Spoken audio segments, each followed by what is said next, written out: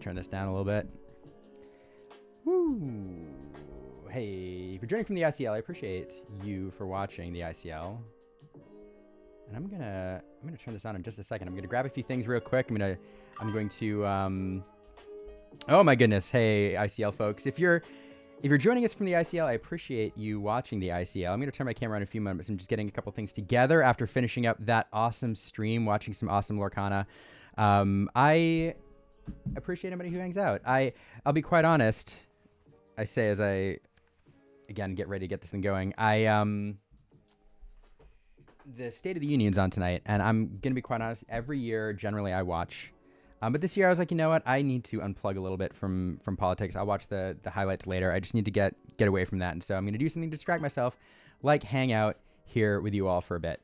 And I've got some fun products that I'm going to show you. That's one of the things I'm going to go get. But hold on while I go grab this stuff, and I'll turn on the camera, and we'll do some hangouts and maybe have some guests, and it'll be a vibe. It'll be a vibe.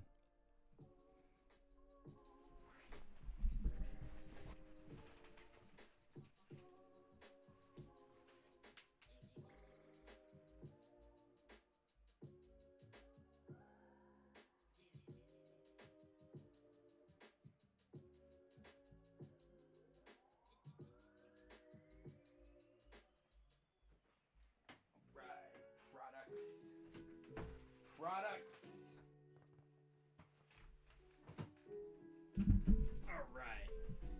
All right. Streamlabs like an amateur. Oh. Hey, everyone. Any ICL folks who hung out? We can't see you. I'm sorry, Inkable Sharpie. Can you see? Oh, wait. This is what happens when I do the ICL, by the way. This is the green screen. Watch, you're going to see the magic. Hold on.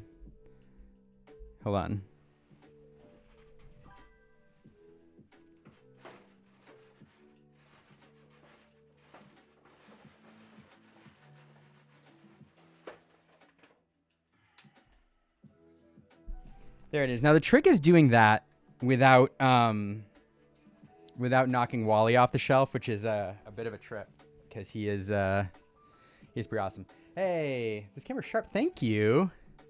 This is a Blackmagic 6K studio camera, which is the most expensive thing I've spent streaming other than my editor. So yeah, I invested in that a little bit. So 4K, yeah, it is sharp. It is sharp. I want to get more. Like, I have this ambition to build up my studio a little bit more with my little like Stream Deck and have multiple cameras. And I actually want to do like a talk show style setup in this little guest room here. And it's going to be a whole bunch of work, and I'm just never going to get to it. But if anybody's in the Austin area and wants to spend a few minutes helping me or a weekend helping me with the office, stop on by. And you can make a weekend out of it. I'll buy pizza. It'll be a whole thing.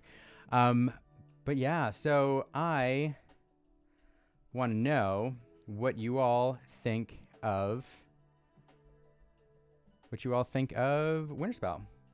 I've got to grab some products here. I'm going to open the products, show you some stuff I just got in the mail real quick. But I want to know what you think of the Winterspell meta. Those of you who watched this weekend, either Melbourne or Leicester or any other tournament this weekend, like Forbidden Mountain, there was a whole bunch of Lorcana. Like, what do you think? What are you excited about? What are you playing? And what cards do you think we didn't quite get right during reveal season? Let me know. All right, hold on. Gotta grab this. Hey, thanks for the follow. Oh, I'm gonna do your name. Is that all right? Is that Il Brabo or Il Brabo or I Brabo? I appreciate you following. It's funny. I had a follower goal the other night that I didn't even know I had. Hey, Nive. Hey, Nive, are you going to come stop by the studio in a couple weekends? Because if so, I need to clean it because it's a mess. Dogs, Blurple, Purple Steel continue with the... Yeah, I mean, the rich get richer, right? I honestly didn't think Blurple would retain the top spot because it didn't get a lot, but it turns out Let It Go is enough to make it absolutely ridiculous. So Blurple just dunking on people, but the dog's conversion rate also ridiculous. The other thing is, though, in the new meta, there's a... you have to pay attention like the like, what's called the conversion cost. And for decks like Blurple, if they're really, really good, most people have them built already. And when all you need to do is dust off your Let It Goes and throw them in, I'm willing to bet that a lot of the folks we see in Blurple are people who've been playing Blurple for ages anyway, and they just continue to play Blurple. So not that it's a bad deck, but, you know, things may change a little more going on. 6 different decks built. Are any of them Amber Sapphire, Eric? Because that's what I'm crushing on a little bit right now. I want that deck to be really good. Yeah. So we got a little care package in here. And I say care package, I got a package in that of stuff I traded for from Splinks, who I think is streaming right now as well. And I got my playmat from Disney, which is sick. So I'm gonna see what this looks like in person real quick.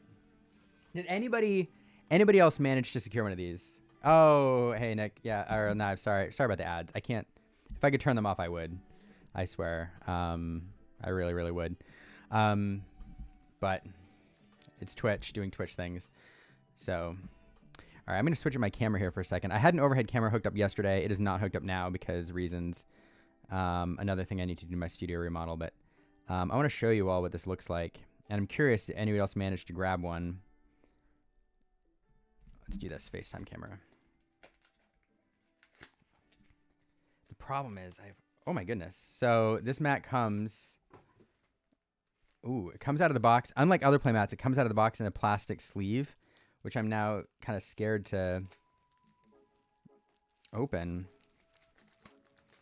I kind of just want to leave it wrapped up, but I'm not going to. And it has this plastic here. Oh my goodness. Yeah. Wow. Okay. So like stitched edging, super nice. The foiling. Yeah. I mean, the whole thing is, this is posh. I mean, to be quite honest, like with the stitched edges and, I mean, the foiling is great. I understand using that on like prize mats and stuff, but like with the stitch edges, this should really be, oh man, this should be the standard. It feels like it's on a whole nother level, to be quite honest. It's fantastic. So thanks to Splinks for doing a pretty good trade with me to get this thing. Yeah, so the stitch edges, so 2 things for it. One, like in terms of durability, it's really great. The other thing is in terms of like aesthetics, giving it that red border like really makes the design pop. And the contrast is really great. It just frames it so well. So I don't know. Now I got to figure out, do you all think if I rolled this up without the paper so that the foil was like touching stuff, would that matter long term? Do I need to package it with this again? I don't know. I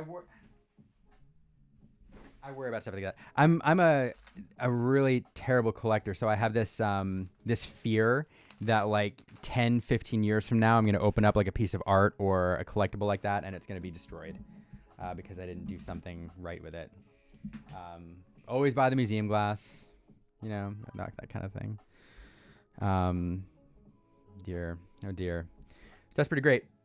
Hey Splinks, I just got the playmat. I just showed it off. I appreciate you sending that my way. I owe you the other half of the trade. The other thing Splinks sent, and I didn't show it, but he very graciously sent me a couple promos here. It's the Donald Duck and the Rapunzel by Aubrey Archer, the park promos. I do not live by the parks. I cannot get there for these things. So like, I appreciate you hooking me up. And I'll be quite honest, Splinks, this Donald actually looks fairly centered. Rapunzel's a little left heavy, but they're absolutely beautiful. I appreciate you very much. So cool. Do you all know, like, they did this for the Festival of the Arts, like Stitch represented music, this represented food, and Rapunzel represented like art, like hand-drawn art. And so for Festival of the Arts, that's why they were chosen. It did feel weird to me at the time to do another Rockstar Stitch promo when there's already so many of them out there, but I get it. I get it. You needed a musician. Although if you waited just a little bit, you could have done like the Lilo Rockstar. Actually, you could have done the Lilo Rockstar because like Winterspell released right about the same time, right? Ah, what a wasted opportunity. Been fun. Although Stitch Rockstar, also fantastic. Yeah, super cool. Yeah, I don't know. I am really enjoying. Oh, Inktable. Sorry, asking Gen Con plans. I am not planning on Gen Con this year. I may go. At the moment, I'm not. It depends on if a couple things come together because, well, we've got stuff going on this summer, so I may or may not be able to go to Gen Con this year. But as of right now, I'm not. I probably will apply for a press badge just to see if I get it, and that will help me make my decision. But then I got to figure out rooming and all that, so it's a big thing. Angel Experiment. Marco, I think I have an extra 66 that I'm not using. So anyway, I might be able to trade you something. I have a couple other things that I just got in here too. Color tried to get a press badge and they said no. Yeah, there's a whole thing. There's a whole like appeal process you can do. Last year I know some people who got one. We were not approved in our initial entry. And then I know some folks went through like an appeal process and ended up getting there. So I'm gonna work on that.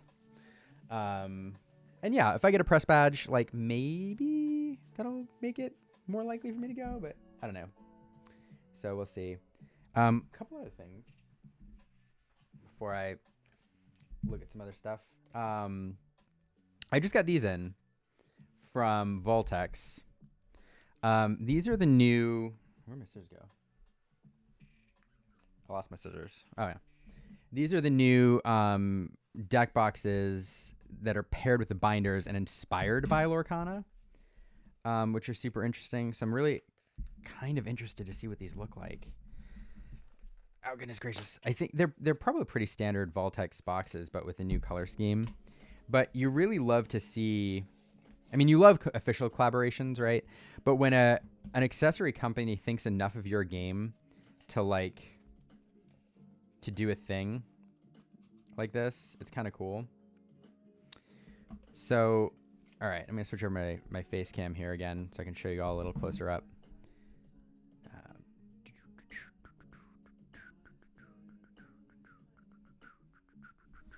So here's the Voltex binder, and it's like their Sidewinder line, right? I think these are probably the same. It's the same line that I think they did the pods for Star Wars Unlimited with. So here you have it's just the standard stuff, but the color scheme I think is what makes it inspired by Disney Lorcana. I think this is the Chapter 1 variant. And I'll be honest, the saturation on my camera isn't getting this quite right. I think that the color, as I'm looking at it, is way more saturated. So actually, let me try this.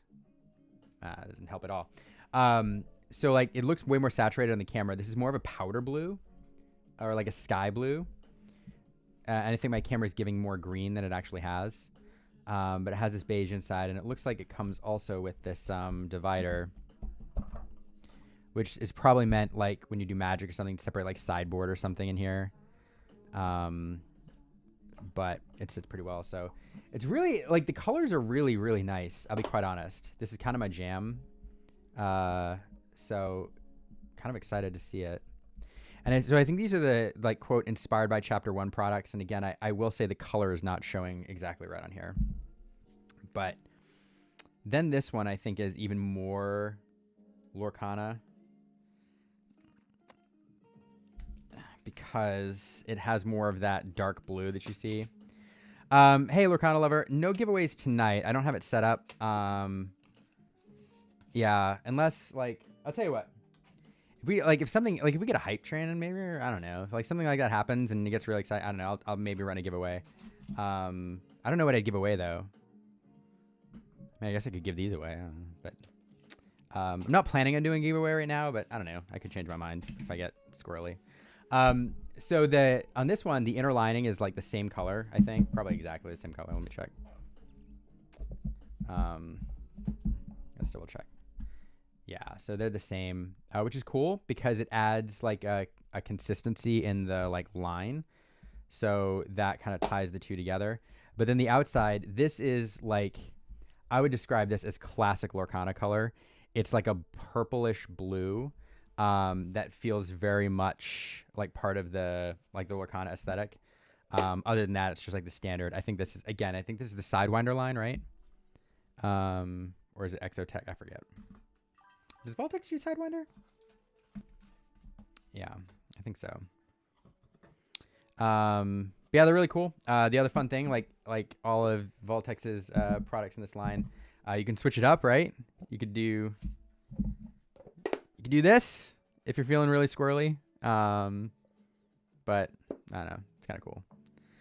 I actually really like this design because there are times at the table where like you flip open the deck box, and if this were to stay on, it would be kind of awkward like this, where now you can like snap it up and you have your deck just sitting on top here.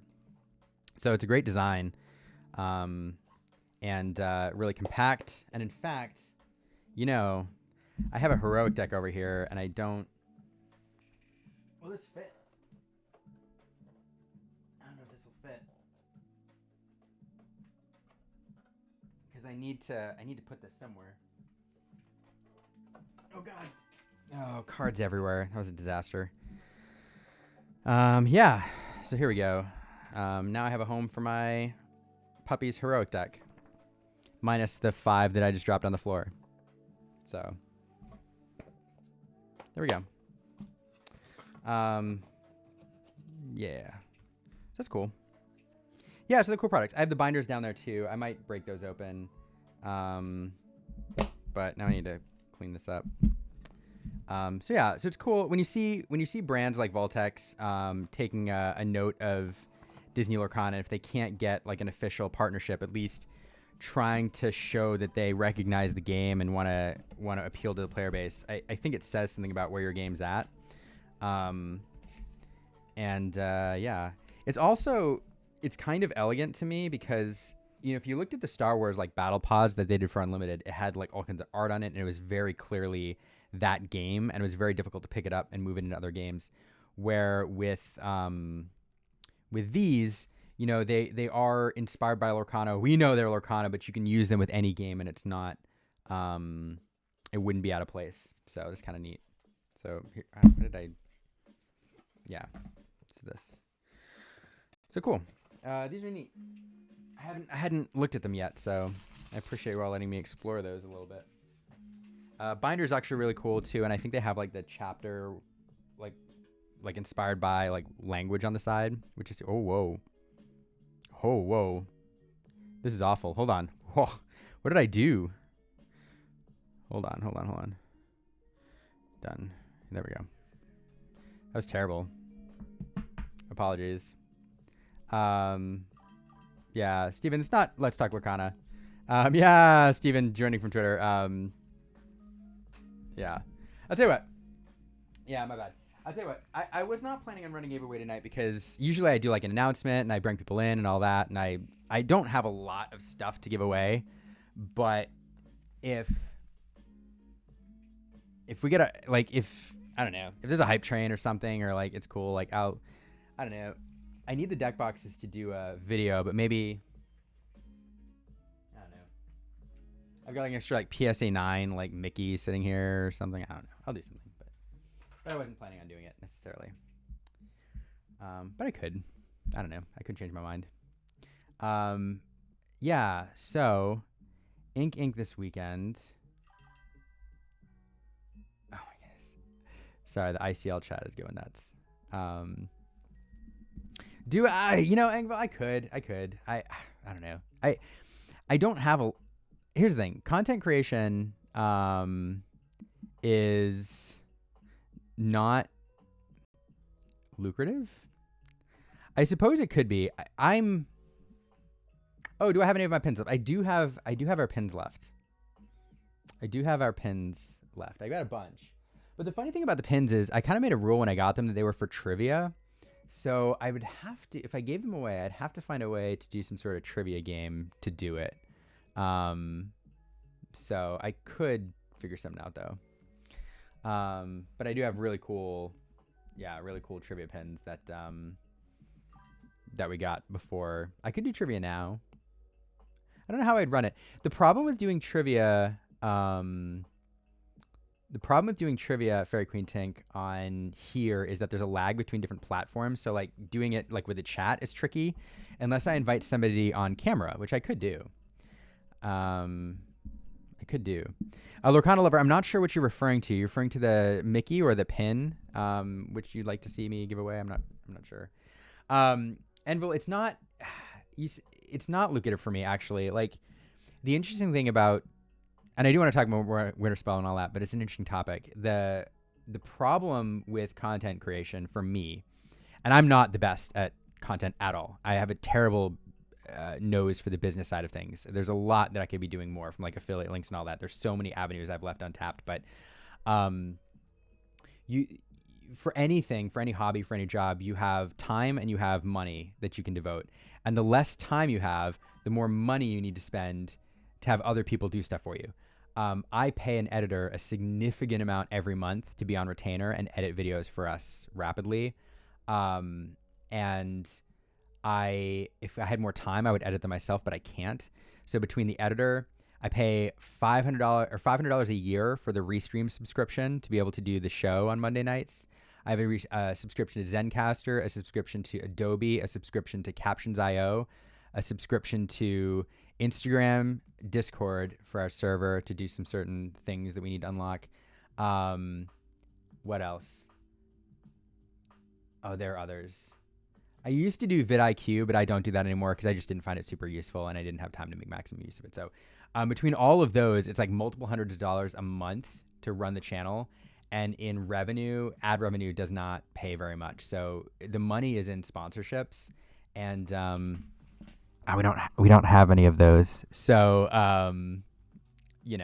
it's lucrative for this. Like it's lucrative in that I get to hang out with you all and chat, and this is super rewarding and fun and entertaining, and I enjoy it. But from a monetary perspective, it's not. So giveaways, like most of our giveaways that we've done recently are sponsored. Like full disclosure, for the mat that I gave away on the stream last night, I actually traded Splinks a PSA 10 D23 Mickey Mouse that I had an extra of for 2 mats, one to keep and one so that I can give it away. So giveaways are tough because unless they're sponsored, I'm like grabbing one of my own booster boxes and stuff, and it's hard to maintain that. So, but I don't know. I could give this away later if it is the thing to do. I don't know, but no promises. I don't know because it's a lot of work to do that. Yeah, welcome to working for newspapers, says Fragrant. Yeah, agreed. That newspapers are rough business, but newspapers at least like give back something to the world and keep our democracy alive, and and all that.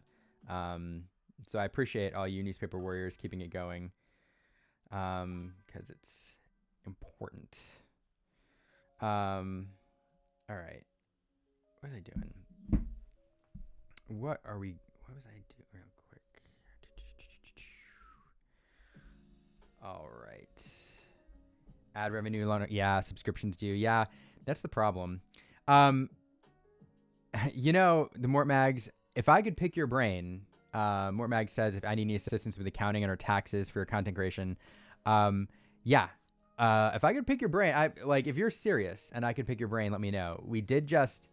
It's probably a terrible idea because we probably don't need to because we're sole proprietors, but we did create an LLC last year to try to capture that. So I don't know, but yeah, it's all tough. But you don't like content creators unless you're really good and you know how to monetize various different avenues, like Amazon affiliate, and you get Patreon and all of that.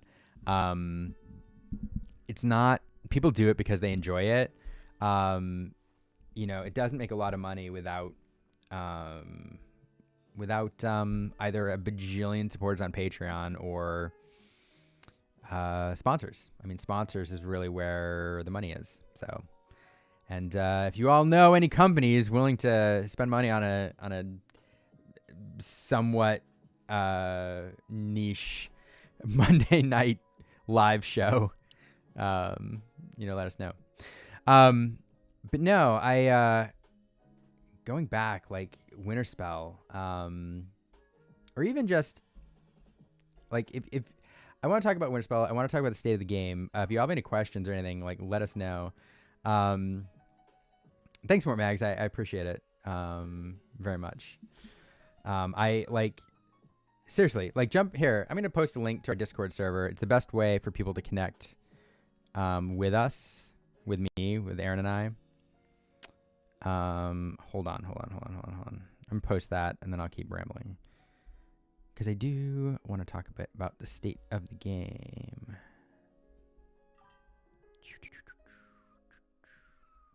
Yeah. So here's a link to our Discord server. Best way to connect with me, I think. Discord is I think where I'm the most responsive out of all of our stuff. Maybe email. Mostly Discord. Sometimes email. Everything else is a crapshoot. Yeah, that's the other thing. Aiden, 95% sure I'll play Yellow Blue for CCS. I love it. Yeah, I'm sorry I didn't get back to you. I know you sent me some deck lists and I looked at them and then I didn't respond because I fell asleep on the couch watching Taskmaster. Full disclosure. So I owe you an answer back. Yellow Blue I think is super fun. I actually really love it. I don't know that it's the most powerful deck in the meta, but it's like Blurple, but doing a different end game, and I just think it's fun. Whether or not it has a chance to win, and whether or not you win, it just seems really fun to me, and you can catch people off guard. So I'm a big fan. Fairground Tank says I can't decide between dogs or Blurple. They're both good. I would go with, if you're going competitively, I would go with whatever you've played the most of, because they're both trickier to pilot, but they're both great. Sephron, end casting, jump into my own stream, wild. Yeah, I've never done it before. I've always thought it would be fun to kind of like wrap up the ICL and chat with folks, and but also, the other reason I don't usually stream other days in the week or even Tuesdays, the reason I don't stream on Tuesdays most of the time is because Aaron is so gracious on Monday nights to like take Olena and put her to bed and do the bedtime routine that it seems really, I want to spend time with her and Olena on Tuesdays after I take a night off from that. So I don't usually do the ICL on Tuesdays. But tonight, a whole bunch of folks had things going on and JD was like coming in hot. And so I wanted to do my part and pull my weight and do some of the ICL because I don't do it as much as the other commentators. So I was in there anyway. And since I was wrapping up after Olena went to bed, I figured, why not jump on my own stream? I'd rather do that than go like realize that the State of the Union is going on and like think about that at all right now. I'll watch the recaps. Staying engaged is important. But I don't want to watch it live. This is not where my head's at right now. How do I enjoy the new episode of The Muppet Show? Full disclosure, I kept my promise and I turned it on after that stream, and I made it about 15 minutes and I fell asleep on the couch and I have not gone back and wrapped it, even though I know there's only like 7 minutes left. It is fun. The thing that I appreciate about The Muppet Show every time it comes back is that it always feels like it always feels like the Muppets. Like it never feels like they've taken the characters in some different direction that is not true to who they are. And this one too, it just feels so Muppet. It's a lot of that light fell. It just feels so fun. So I love it so much. How about we wrap it up? I know, I will. I need to because I really like it. I have been distracted recently by Taskmaster though, which I recently found you can watch on YouTube for free. And that is a dangerous rabbit hole to go down because Taskmaster is brilliant. Fairgreen Tank, having played neither, I mean, Blurple is I think Blurple is easier to pick up, and it's very, very good. Dogs is good too, but Dogs takes a little bit more practice. So if like, do whatever's the most fun. But if you're looking to win and compete in like set champs, Blurple is probably the easiest to pick up. And you probably have most of what you need there. Dumbo is like the one, you know. So Enchanted Table, and noticing, honestly, I never used to until my daughter was born. And now, like she goes to bed, I finish doing content, I go out there, I'm like editing or writing an email or doing whatever, and I lay down on the couch and I take a minute and then I fall asleep, and Erin doesn't like it. Because then she's stuck alone because we haven't sleep trained our daughter very well, and she gets up in the middle of the night and she sleeps with Erin and keeps her awake, and I'm not doing my part. So anyway, but I have been falling asleep a lot on the couch since I've had a kid, and I need to get better about that. It was weird. You know how it's funny? And I do see your comment, Iking Jew. I'll talk about that in a moment. But isn't it interesting? I was interviewing Ari Welly when the game first came out. These are random tangents. This is Moonlight Inc. I think we're calling this. But I was interviewing Ari Welly, a Lorcana artist, ages ago, and as part of some rapid fire questions, I asked him what his favorite. It's like, what is his favorite quote or a piece of advice or something like that? And he told me his favorite quote from Alice in Wonderland. And it's when the caterpillar is saying to Alice, "Who are you?" And we remember that line from the movie. And Alice says something to the effect of, how can I know who I am? I'm a different person now than I was this morning, or something to that effect. And like Ari pointed out, he's like, that's what I feel like. He's like, I feel like every single day I'm a new version of myself. And the falling asleep on the couch thing reminds me, like, it is funny how we go through these phases in life where it was 30 some odd years where I would never fall asleep on the couch, and I went to bed and very good sleep hygiene. And then something happened with content and having a daughter where I started this new phase of my life, and now I fall asleep on the couch 50% of the time. And it's like I'm a different person. And when they'll stop, I don't know. Life is funny. All right. All right. So Inkster says, I know Blurple is a top deck, but the thought of playing the same deck with the same shell with only minor upgrades for like 5 sets now and doing nothing but playing mirrors all day feels more exhausting than fun. Yeah, I get it. I get it. I mean, unless you're like a huge fan of the play style, I get it. Iking Jew. I agree with you to a degree. I too. It's an interesting thing because in TCGs, there's this dichotomy between the benefit of consistency when it comes to the ability for more casual competitive players to keep up and to maintain a card pool.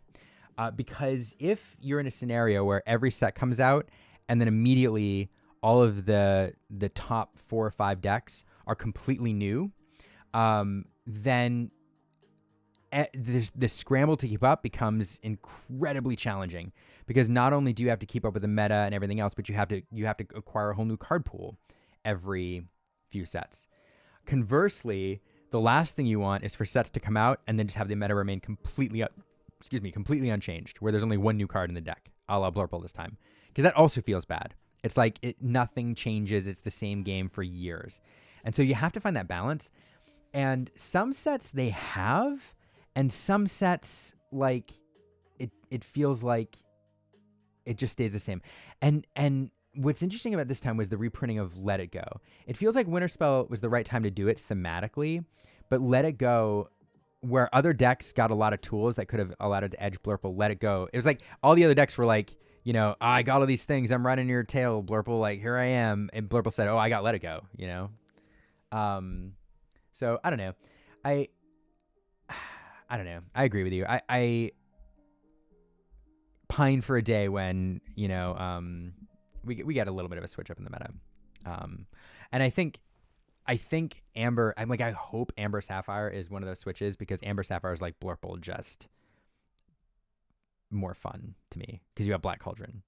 Like, any deck that you're playing Black Cauldron competitively is like fun.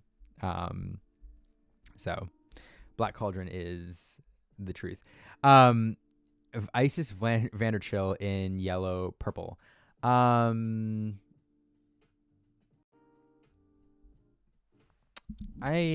Isis Vanderchill I'm thinking of. One second. Okay. It's Isis Vanderchill is good. So the interesting thing about yellow purple is this, like,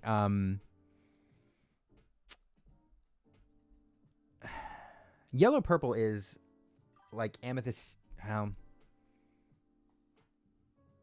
Like to me, why Isis Vanderchill in yellow purple versus like amethyst steel? Because you're still using the same amethyst shell and you're taking up the 4 slot, which is Genie and Dumbo with Isis. It's not bad depending on what you're worried about running into. It does give you some extra removal against, like, if you're worried about dogs and you're worried about being run under, it does give you that little bit of extra removal in that slot. But I don't know. I think I would rather, like, it's fine. But I don't think I'm the biggest fan of it in yellow purple. But I haven't looked at many builds that people have been doing this time, and I haven't gotten to play test it much. So this is just my gut opinion, and it could be completely wrong. But the 4 slot is pretty crowded in amethyst, and the amethyst shell is pretty good. Although I know a lot of people were high on Isis Vanderchill when it was revealed. I just haven't seen it pay off in a number of different decks. Anyway. Yeah, Enchanted Table says, sounds like the philosophy of Derek Parfit, that our future selves are different people than we are now. Also paraphrased by Ted Mosby on How I Met Your Mother during the Doppelganger episode. Yeah. It's so interesting. And you never know. Like 4 years ago, if you would have told me that I would be a streamer and doing like competitive TCG commentary, I like wouldn't have believed it. But all of these experiences doing content and commentary and DLCs and all that have completely changed who I am because of all the experiences that they gave me. And so, yeah, life is crazy. Life is crazy. At least we don't have to maintain a constantly rotating mana base. Truth, Eric. Truth. Lorcana Lover. I did set up a trade channel in the Discord server to like kind of connect people. So I need to put some rules in place, like regarding, trade at your own risk, all of that jazz. But nevertheless, it is there. So if people want to use that, that's a place to connect with folks, I think. So yeah, Discord server is the best way to connect with me. And Fairy Queen Tink is one of the mods in there. So yeah, if you ever want to hang out, or I don't know, I used to do more in the Discord server. And I can do it again if people are interested, but we used to do, classes where we had pro players come in and do like seminars in Discord on the main stage in the server, which was a ton of fun. And it allowed people to interact with the players in a way that was a lot more personal, I think, than you get in other forums. So I'd like to do that more. I just need, if people are interested, it's just a time thing to set up. But if people want to do that, I can. Prodigy saying, just jumping in, been playing for 2 months, and I can't wait for the next rotation. That's awesome, Prodigy. So by next rotation, 919 Prodigy, over on YouTube, for those on Twitch who can't see the comment, by next rotation, do you mean next set coming out, or do you mean like when we have this big rotation and we lose, 4 sets? Because that's going to be wild if you haven't experienced that before. And if you're new to TCGs, you haven't. If you've been a Magic player or any other TCG, then you probably know what I'm talking about. But I'm interested what you mean by next rotation. Sven is good, Aiden. Sven's pretty good. Sven gives you the benefit of the challenge payoff, but it doesn't allow you to break open boards. But I feel like if you're playing the character to deal with perhaps fast dogs or something like that, that immediate challenger can be good.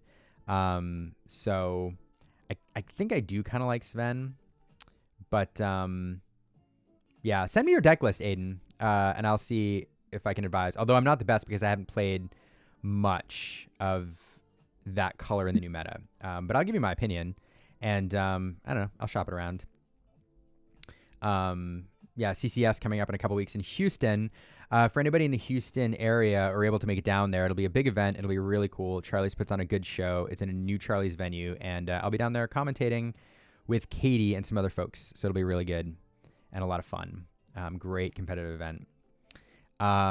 Great competitive event. People, Jingleberry says people are sleeping on the new Tamatoa. Word is busted in a Let It Go meta. I do not disagree that Word is busted in a Let It Go meta. I would be interested to see people make that Tamatoa work. I'm not going to disagree with you that people are sleeping on it. I don't know that I've seen it used enough to say that I'm agreeing with you, but Certainly, if you have a card in Sapphire that you can insulate from Let It Go, Into the Unknown, Hades in particular, it's good. Can't be chosen by Elsa either. So I think you'd need, because Tamatoa benefits from boosted cards, yeah? So, and in a world where you're running Ghost of Future, Christmas Future, and Pete and all that, so yeah, I don't know. Tamatoa could be interesting. Big rotation. I get it, Prodigy. Okay. So I'm catching up on chat. Yeah, I mean, big rotation is going to be wild. We did see some pretty big swings last rotation. Losing Let It Go made Ruby defunct for like 3 sets. And is Ruby back yet? No, Ruby's not back. So yeah, Ruby was the color for, the whole existence of the game. Like Amethyst had a pretty big shell, right? But Ruby Am, like with Ladies in Chairs and Lady Tremaine, and then Let It Go, and then you had Maui Shark, and you had Ruby Sapphire and Ruby Amethyst, and Ruby was everywhere, and Mufasa was around for a while, and then Ruby rotation happened, and Ruby got put in timeout. It went and sat in the corner, and it hasn't come out since. Yes, I know Ruby Am won like a Vegas CCQ, and yes, it's always around kind of, but like, is it, is Ruby really there right now? So yeah, rotation would be really interesting. This rotation would be pretty impactful. Yeah, agreed. Sadly I don't like Discord. Yeah, Lorcana Lover, send me a note, like, and let me know where to point people to your channel. Like, yeah, or even post a link to your channel here in the chat. Because I need to go over there as well. Play TCGs online, but never physically, says Prodigy. Well, welcome to physical TCGs. We don't have an online client, but there are ways to play online. But it's fun. I mean, it's fun other than the monetary. Although with online TCGs these days, I mean, the monetary investments in new sets to buy new cards is, like, frankly, very similar. But yeah, physical TCGs are interesting. The biggest challenge between switching from an online TCG to a physical TCG is all of your triggers are taken care of for you online. And so especially when I'm commentating, I can tell when there's somebody who is playing a physical TCG for the first time but has a ton of experience playing digital TCGs, because there's certain things that they do and a certain way that they handle like triggers and things that is kind of a giveaway. That goes that way after a little while of playing, but it's fun to watch. But yeah, a lot of really good digital TCGs out there right now, though. Yeah, would you play Prodigy, by the way? I mean, I'm guessing Hearthstone, Runeterra, maybe. Yeah, let me know as I get down in the comments. Let me know what you played, because I'm curious. Yeah, Yellow Purple can be good, Aiden. It's not the top. There's a reason it didn't, like, only like one deck I think snuck in Melbourne. Just because the other decks are slightly better, but Yellow Purple's good. It has really good mid-range options with, the Horseman Strikes and all that. It's just not the best competitive deck in the meta right now. But meta's fresh. You could be onto something that other people aren't yet. That's the beauty of it. Like, you could that could be the spice, that could be the secret. So yeah, it's great. You have a friend going to Houston. Tell them to say hello. Tell them to say hello. The game piece says, let's see the build. I'm guessing you're referring to the Yellow Purple. Yeah, Aiden, send me your list on Discord, and maybe I'll pop it up. I'll take a look. Unless I already have it from when you sent it to me ages ago.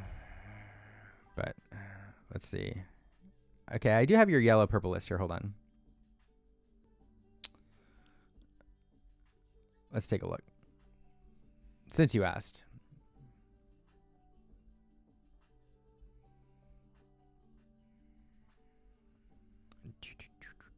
All right, let me set this up here. Usually this breaks between streams. Yeah, hold on. Don't worry about this. This is what my interface looks like. Hold on. Don't look. Don't look. I'm a professional, I swear. No, that's that. Oops.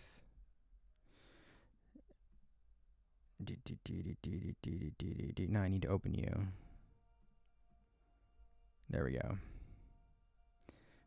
Second monitor. Yeah, so whenever I unplug my monitor and move my laptop around, like, it does this thing. All right, there we go. Yeah, so yellow, purple. I mean,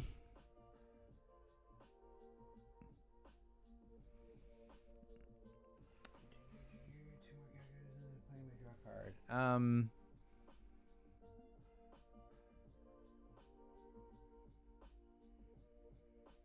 mean, it's not a terrible list. The thing with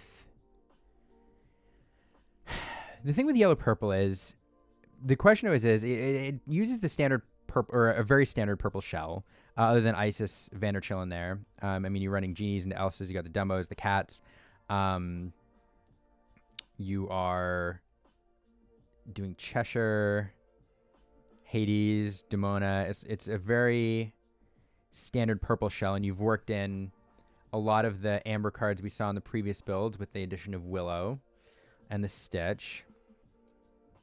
The question is, are you doing Amethyst Steel better than Amethyst Steel, or are you doing Blurple better than Blurple? And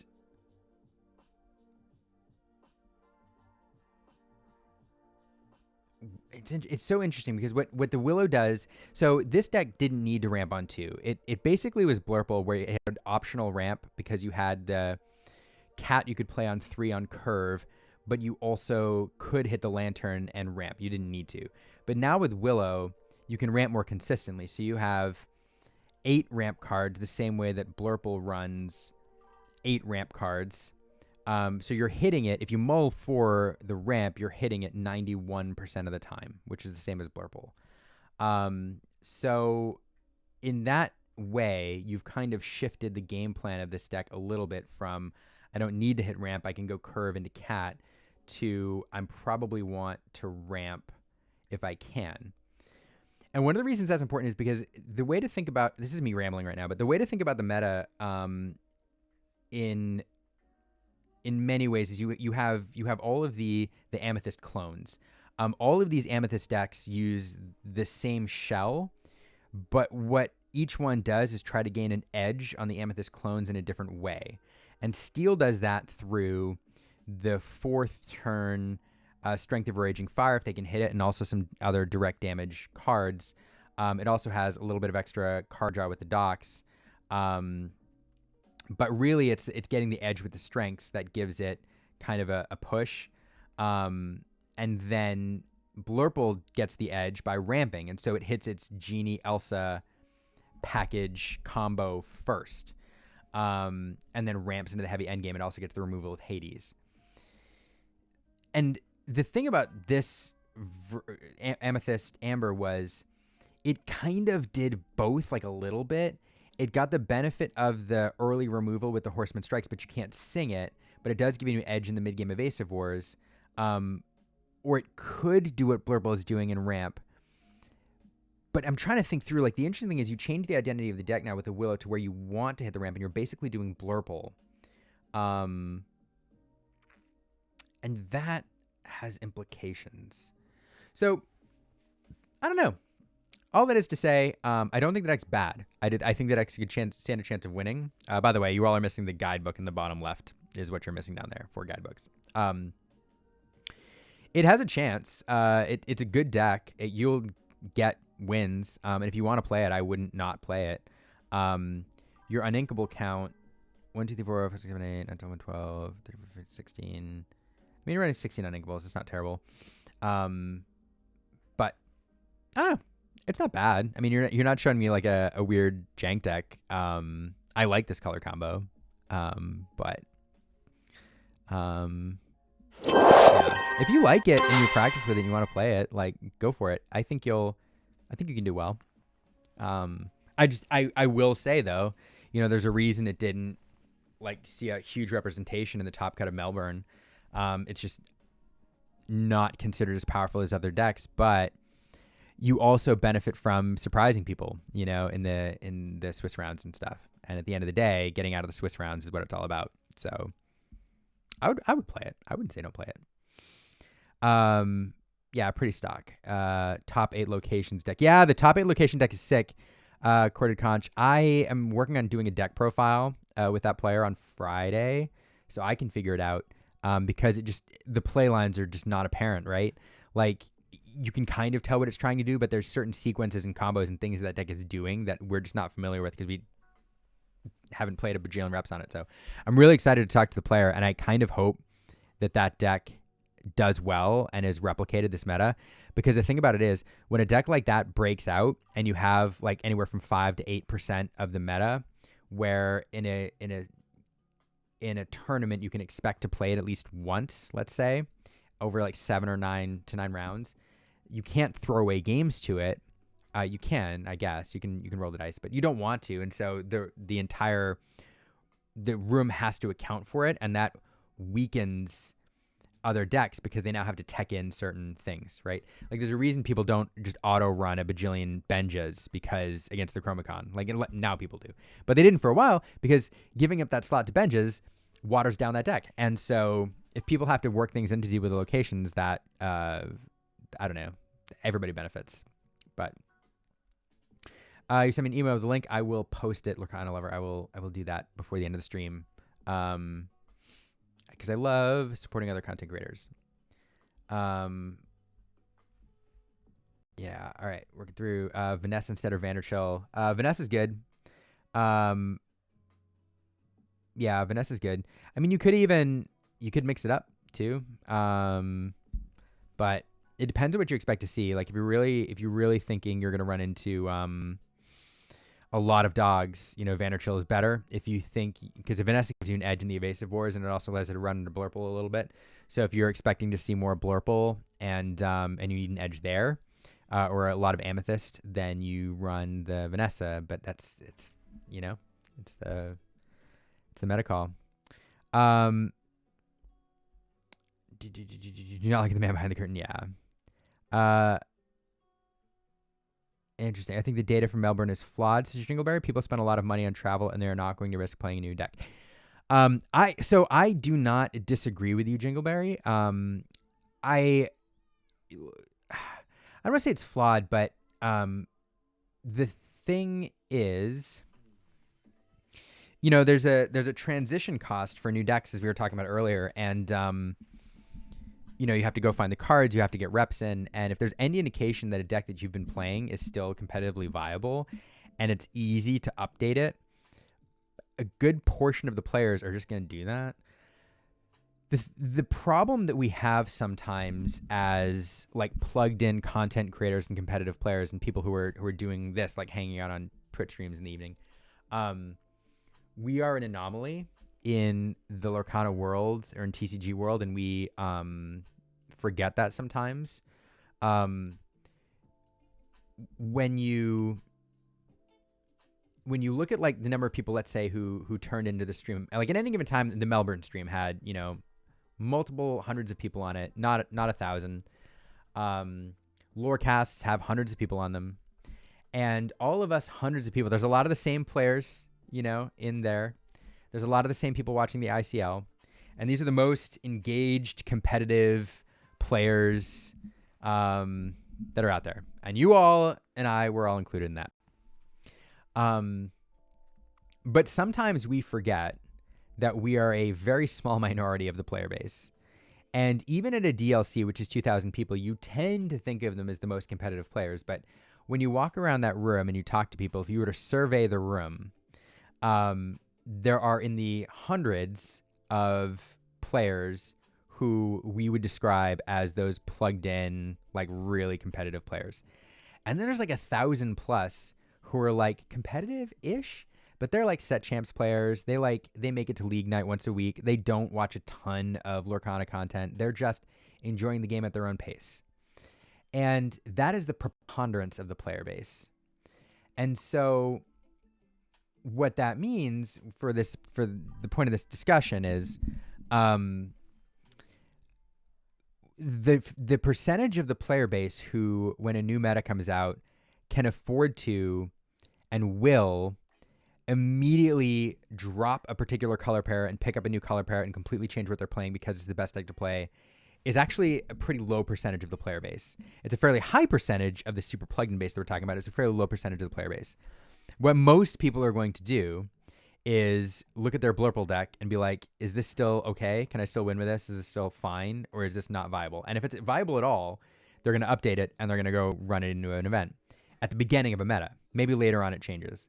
So to your point, Jingleberry, all that is to say, and long answer to your comment, I think you're right, because I think what we're seeing in Melbourne in an open registration DLC is a good chunk of the field for whom it was super easy just to carry in what they already had built. And we see that in every TCG. We see that early in the meta all the time. And so I wouldn't say that it is flawed necessarily, but it doesn't represent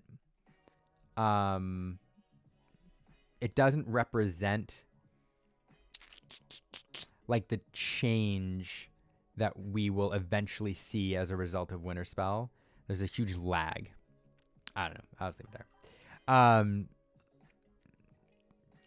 Yeah, Blurple putting in some minor tweaks. Yeah, if you don't want to play Blurple, Aiden, I wouldn't play Blurple. Quarter Conch, you've played 1,000 reps on. Sorry, I'm catching up. Quarter Conch. I don't know which one you were saying. You played 1,000 reps on. I mean, I'm interested if it's Amber Amethyst. I'd be interested. Yeah, totally agree. Freeze the Vine, weaken the deck. Yeah, that's a good point. Quarter Conch. Yeah, working in. I'm so delayed. But yeah, working in things like Freeze the Vine, like if you just putting 1 or 2 copies of that card in the deck, like completely waters it down, and they will throw games to other decks and the mirror and stuff in order to account for the locations deck. So I really, really hope it takes off. The problem is the locations deck has to become somewhere in the, I wouldn't even say 5%. I think at 5%, people just go, you know what? If I run into the locations, I lose. You have to be up in like the 8 to 9% range. John Viveros. Hey, John. Thanks for the follow. I appreciate you. Thanks for being here also. John's really great player. Really great Lorcana player. Definitely follow John's stuff. Freeze the Vine. It all depends on the matchups, different trajectories on the play and the draw. Yeah. Guess who's back? Knive is back. Knive, I want to hang out in a few days. I will send you a note. We need to make that happen. For sure. Oh, Zachary Jones. I'm sorry. I just made the connection, Zach, between your email, your name, and Lorcana Lover. I was not putting 2 and 2 together. I'm sorry. I will get the link out there shortly. So Splink says, collect and randomly play. Mino like he's super competitive. Yeah. There's a lot of people like that. I'm the worst though. I like to play competitively and I also like to collect, and it's like you should only engage in one expensive side of the TCG because collecting competitive staples and collecting like PSA 10s is super expensive. Knive is the data expert in the Lorcana community. I will call Knive the Frank Karsten of the Lorcana community and say, I'll go out on a limb and say that, but Knive says he found it in his data as well. The first week or 2 is mostly upgrades. Then week 3 is around the time the new decks arise. Yeah. So it'll be interesting to see. So I wonder, like I will postulate, I will theorize that Ink is where we're going to see, a lot better of a representation of what the meta should be in the competitive level. Not only because it's a CCQ, there's a lot of really good players, but people will have time to react. So we're going to get a good show at Ink this coming weekend. You shall watch.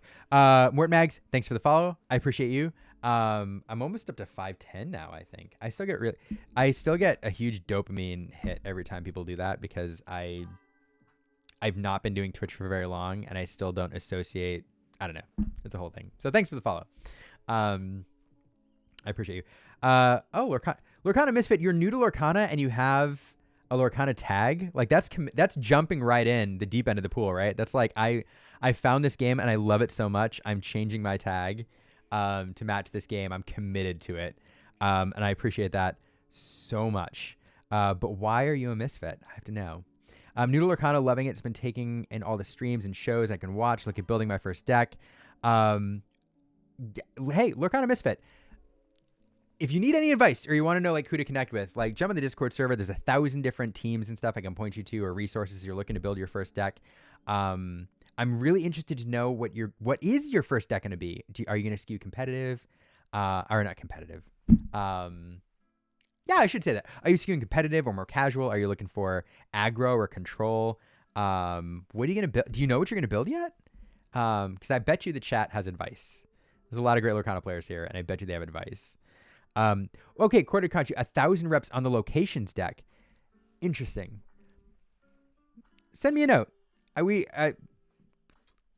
Connect with me on Discord. I want to pick your brain a little bit because I need to learn that deck. So if you're so inclined, jump into the Discord server and let me pick your brain a little bit because I need to learn. Thanks for the follow, Lorcana Misfit, as well. I appreciate you very much. Wait, you're Lorcana Misfit. You were on YouTube and you jumped into Twitch. You're on both sides. That's awesome. And snagging the Lorcana Misfit handle on both. I'm gonna post a link to the server here in a second. Again. But yeah, I really want to pick your brain. The locations deck is one where the lines to me are not super intuitive. Or at the very least, I think there's some incredible hubris at looking at this list and thinking you can diagnose the lines right away because it's just so different.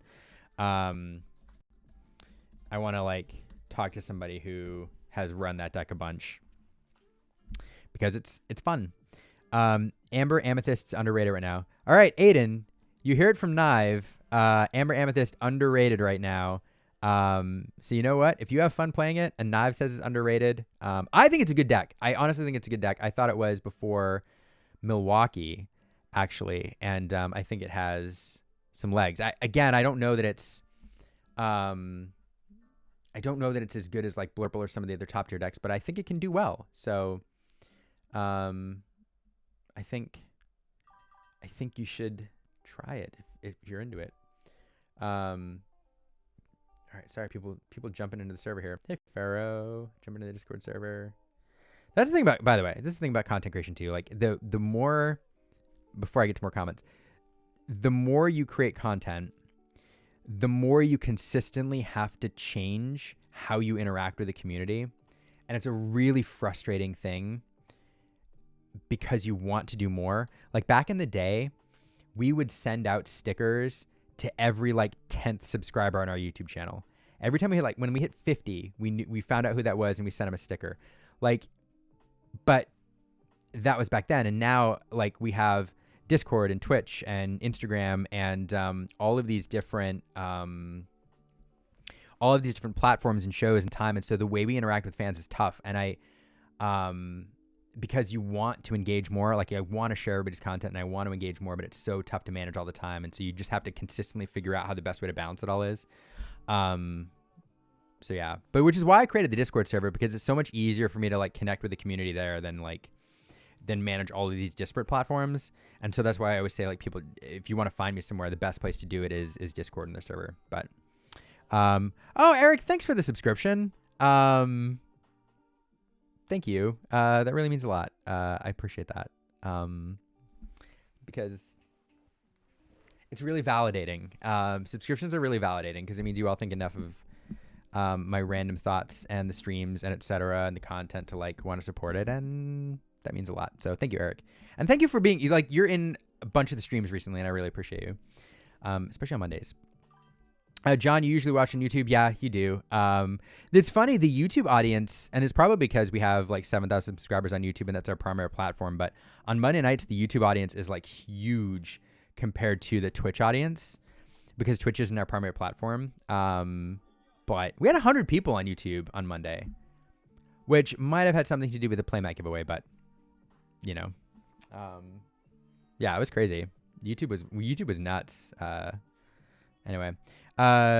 You ended up being 20 on the site to not be named before top 20 on the site to not be named before DLC on the site to not be, yeah, okay. I get it. Nuts. Yeah, Corticon, send me a note, please, if you don't mind. If you don't mind, I really, really, really want to pick your brain. I really want to pick your brain. Nive, can I share that picture? Nive, I'm gonna make it through comments, and then let me know if I can share this picture you just sent me about your comments here. Yeah, Sunday stream on a Tuesday. Did I name the chat a Sunday stream? Because if I did, or did I name the stream a Sunday stream? Because if I did, oops. Also, hi Fungus. Super great to be jumping. Yeah, this is my post ICL stream because I don't know reasons. Yeah. Lauren Mulligan says, hi, I don't know if you remember me, but it's Lauren. Oh, Lorcana, I do. Of course I remember you. Lorcana is a fantastic member of the community who was there from like the very beginning and stepped away for a little bit. And now you're back. That's awesome. Make sure if you do any content or you start putting anything out there, send me a note so I can reshare it. I'm so glad, like, I understand stepping away. Like everybody needs to step away every now and then. But you left a hole when you left. So I appreciate you letting me know you're back. So that's awesome. Four Finger Works, the wife collects, and I'm trying to start playing competitively. Four Finger Works, if you want any advice, jump on my Discord server, send me a note. Any advice on playing competitively or what to play or who to connect with or what servers to jump in or anything else, like let me know if I can help in any way, shape, or form. Like you don't need my help, but if you want help, let me know. I'm in to help. Play Snow Fort, says John Vivros. You know, Snow Fort is bonkers. So where do you play Snow Fort, John Vivros? Because or Sisu even, I love playing it in Amethyst Emerald. I don't know that it really has a home in like, I mean, that's it. But I love it in that deck. People keep saying that the Amethyst Emerald is not great this meta, but I think it secretly is. I think Amethyst Emerald is secretly really good. And I really want to play this. Oh, dude, Corded Conch. Okay. So look, Corded Conch. This is a Discord name versus real name, or a Twitch name versus. Yeah. Okay. Corded Conch was the one who crushed people in. Yes, I can. Okay, so this is a Discord name versus real name mismatch. So Corded Conch was the one crushing people with the locations this weekend, and putting it on the map. So, boom. Yeah, for Fingerworks Discord, I just posted the link. You should have it now. Amethyst Emerald with the new Donald Duck Legendary and Genie Epic. Of course you are. 4 8 an encounter. 4 out of the top 8 in an encounter were Amber Amethyst, John.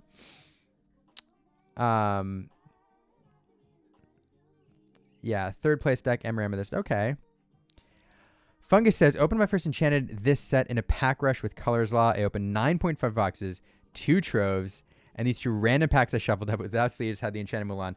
Yeah, and and I hope you didn't look, Fungus, because you never look. That ruins pack rush. In fact, I like to riffle shovel just to troll people, because I feel like if I got an enchanted in pack rush, I have already won, even if it has like a little bit of a scuff on the surface. So like, you may as well find a riffle shovel. Thanks for the follow, that guy Majin. That guy Majin. I appreciate you. I appreciate the follows, everyone. I had a Twitch like automatically resets your follower goals. I learned, but like, I don't know. I had this 500, I don't know what it is now, but I hit the $500 goal at Twitch set, or 500 follower goal at Twitch set, and it was really exciting. So I didn't think I would be that exciting. Yeah, Twitch is better in my opinion. Yeah. I like Twitch better than YouTube. Yeah, for live streams, yeah. YouTube Premium is hysterical because of no ads. Yeah, no ads is better than ads, for sure. Lorcana Misfit, I'm open to all advice. Yeah, Lorcana Misfit, like, send me a note. We'll connect you with some folks. And, yeah, we'll connect you with some folks. Because there's a bunch of places, there's 1,000 different ways you could learn to play competitively. One thing you could do if you're learning to connect with anybody competitively, okay, I'm gonna shill for somebody here, but one of the ways that if you can spend a little money and you really want to get competitive and you really want to get competitive fast, like hiring a coach is huge. Even if you're just getting into the gameplay aspect of it, like connecting with somebody who can talk to you about how they think about the game, how they think about inking, play lines, inkables versus uninkables, how they think about meta prep and all of that. Like picking a competitive player's brain, who you're paying a little bit of money for their time and their expertise, is a really great way to do it. Fungus, who is here in the chat, is a great person who is offering coaching now after winning a DLC, and is a great person to do that. So I'm not saying nobody has to pay for coaching at all, but that is a way to get in, to get a little bit better. But anyway, like send me a note, and if I can give you any advice, just like jump in our Discord server, send me a note, and I will give you any advice to help you. Because like Fungus and people who've done coaching, like John, I know you've coached a lot as well. Lorcana, I know you have as well. Like, correct me if I'm wrong, but to me, there's nothing more satisfying than seeing somebody that you taught, like, or coached do well. To me, it's even more validating than doing well myself. If I do well, that's great. If I coach somebody, to get to see them excel is like the coolest thing. So more than happy to help. How was the ICL stream? The ICL stream was very, very good. It was a lot of fun. Saw some good matches, saw a couple rough games, but it was a lot of fun. There were a lot of great puns. But yeah, I enjoyed it very much. Lorcana Lover says, yeah, reach out to Lorcana Misfit, or Lorcana Misfit, reach out, send her the deck list I'm running. That's awesome. Best in Amethyst Emerald, yes. Oh, second, thank you for the sub. That's 2 subs tonight. I appreciate you. I did make this thing earlier. I did say earlier, I made this, somebody said you're running into giveaways tonight, and I said I was not planning on it, but I said something about maybe I will if I don't know, I don't know why I said that. Maybe I'll run a giveaway later. I don't know. If I want to take time to do it, because I'm not set up for it. Forcing works help for sure. Fairly new. Yeah. Anybody who's new to Disney, the funny thing about the Lorcana community, is incredibly supportive and welcoming in the competitive space, which I think most TCGs have a lot of people willing to help. But like Lorcana, I feel like more than most. I've never seen anybody in the competitive side, if they encounter a new player, somebody who's new to competitive play, is not trying to pull them into competitive play and help them access it. So plenty of resources for all of you, whether Four Finger Works or Lorcana Misfit, plenty of people to help you. And if you want, again, any advice, you send me a note, I'll connect you with people. And so will a lot of people in the chat, honestly. That can imagine you guys coming back for Hunter Burton again this year. Always great seeing your family our way. I plan on it. So for me, Hunter Burton, if they would like me to commentate, I will definitely come back. I never know who they hire to do that, but if they're open to having me back, I would absolutely love to do that with 20 Lore Pro. So I will try to be there. It's difficult with Olena now. But I'm going to try to be there, because not only is it fun, the community up in the Dallas-Fort Worth area is amazing, but also Hunter Burton is a fantastic tournament. It's a fantastic cause. And I'll just throw it out there for anybody, especially you new folks who are here, if anybody is in the Dallas-Fort Worth area and you're getting into competitive play and you're looking for a good competitive tournament to kind of like cut your teeth, take a look at the Hunter Burton Memorial Tournament. It's coming up fairly soon, I think. And you should definitely go check it out because it's good. So thank you, That Guy Asian. I'm having That Guy Asian. I feel like I know who you are, and I can't remember your screen name versus your real name. So you gotta give me a hint. It's so tough. There's so many different platforms like Discord, Twitch, Twitter, real names, faces, like that. Sometimes it's yeah. I need a Majin. Okay, like Mahjong. 9 away from your next goal. 530. Look at that. Fairy Queen Tink, probably my only mod. I don't know. Fairy Queen Tink says 9 away from the next goal. 530. That's awesome. I didn't know that was my next goal. It's 530 next goal. So 121 or 521. Amethyst Steel with 2-drop Lilo, 4-drop Madam 2-drop Benja, 3-drop Tinkerbell, 6-drop Shift Tank, 4-drop Elephant. Yeah, Shift Tank is back. You know, Shift Tank never goes away. That Floodborne tank is always like lingering, and it pops in and out depending on the need. But interesting. Yeah, I mean, in a dog heavy meta, Shift Tinkerbell could do some work.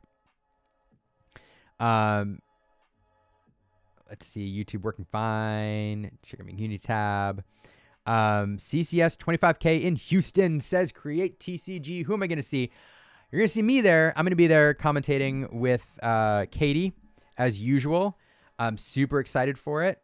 Anybody else going? It's going to be a great event. Great event. Is that just in 2 weeks? Because I cannot believe it's so close. The nice thing about this one is normally when I do CCSs, like here's my tempo for CCS, by the way, in case nobody cares, but I'm going to say it anyway. Like CCS outside Atlanta, I cannot take much time off of work now with all of the DLCs and all the travel I do. So I will get off work at 5. I will go straight to the airport, catch a plane at 6:45, land in Atlanta at 11:30, Uber to the hotel, go to bed at about 12:30, 1 o'clock. I wake up at 8, or no, I wake up at 7 to get to the venue about 8:30 to do pre-content, film all day, go to bed that night after dinner, wake up the next morning. I go all the way to the finals. The finals usually ends like right about 5:30. My flight out from Atlanta is 7:30. So I grab an Uber right after the finals, go straight to the airport, fly out of Atlanta, land here back in Austin at like 11-ish because I get the benefit of the time change. But by the time I get to bed, it's midnight, and then I get up the next morning and go to work. So all that is to say, I'm very, very, very excited that this CCS is in Houston because I can drive and go with the family. So yeah, we can head down there, drive back. It's gonna be a trip. So I hope to see you all down there as well. And on the stream if you're not there. Team Chippendales. I know your face if I saw you. Only mod that's in there regularly, I guess. Fairy Queen. I can't remember who else I've modded. I feel like you're the primer one I've modded. I don't know. I'm really bad at modding people. Vader sneaking in to say hello and sneaking out with a good night. Thank you for saying hi, Vader. Vader Llama, by the way, Vader Llama's probably gone by now because he's snuck in and out. Vader Llama, for anybody interested in a fun event, is putting on the Gontu. I forget what it's called, but it's like the Gontu Challenge.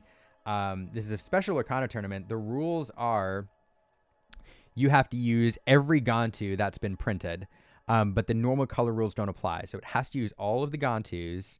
So it's like 16, I think, 4 of each one. And then you can play them in any color. But you somehow have to figure out a way to make the Gontus work.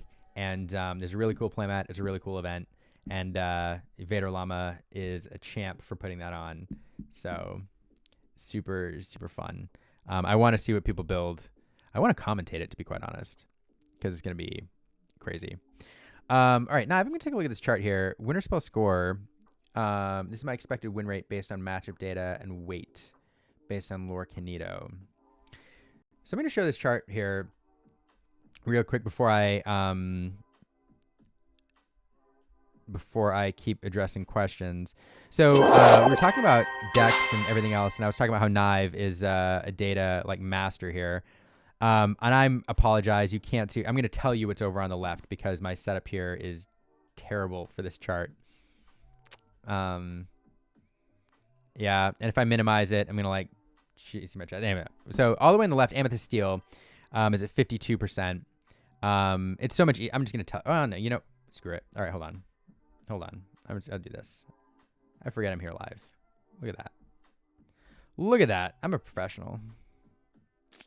Let's do that. So according to Knive, who I will call the Frank Carson of Disney Lorcana, Knive was saying he thinks Amber Amethyst is underrated. And based on his observations in a site not to be named, and the Winterspell meta, these are expected win rates. So this is coming from his data. And according to him, he was saying Amber Amethyst underrated. And it's because Amber Amethyst expected win rate is 3rd there. Of course, you know, if you're looking at the expected win rate, you know, between 3, 4, 5, very, very similar. So comfort level and all of that comes into play. And you're really seeing the big jump with Amethyst Steel in 1st. But it's an interesting chart. Nothing else, like Ruby Emerald at the bottom, yeah. There was, by the way, did anybody pick up how many Ruby Emerald players there were in Melbourne? Any guesses? I'm gonna go bottom of chat.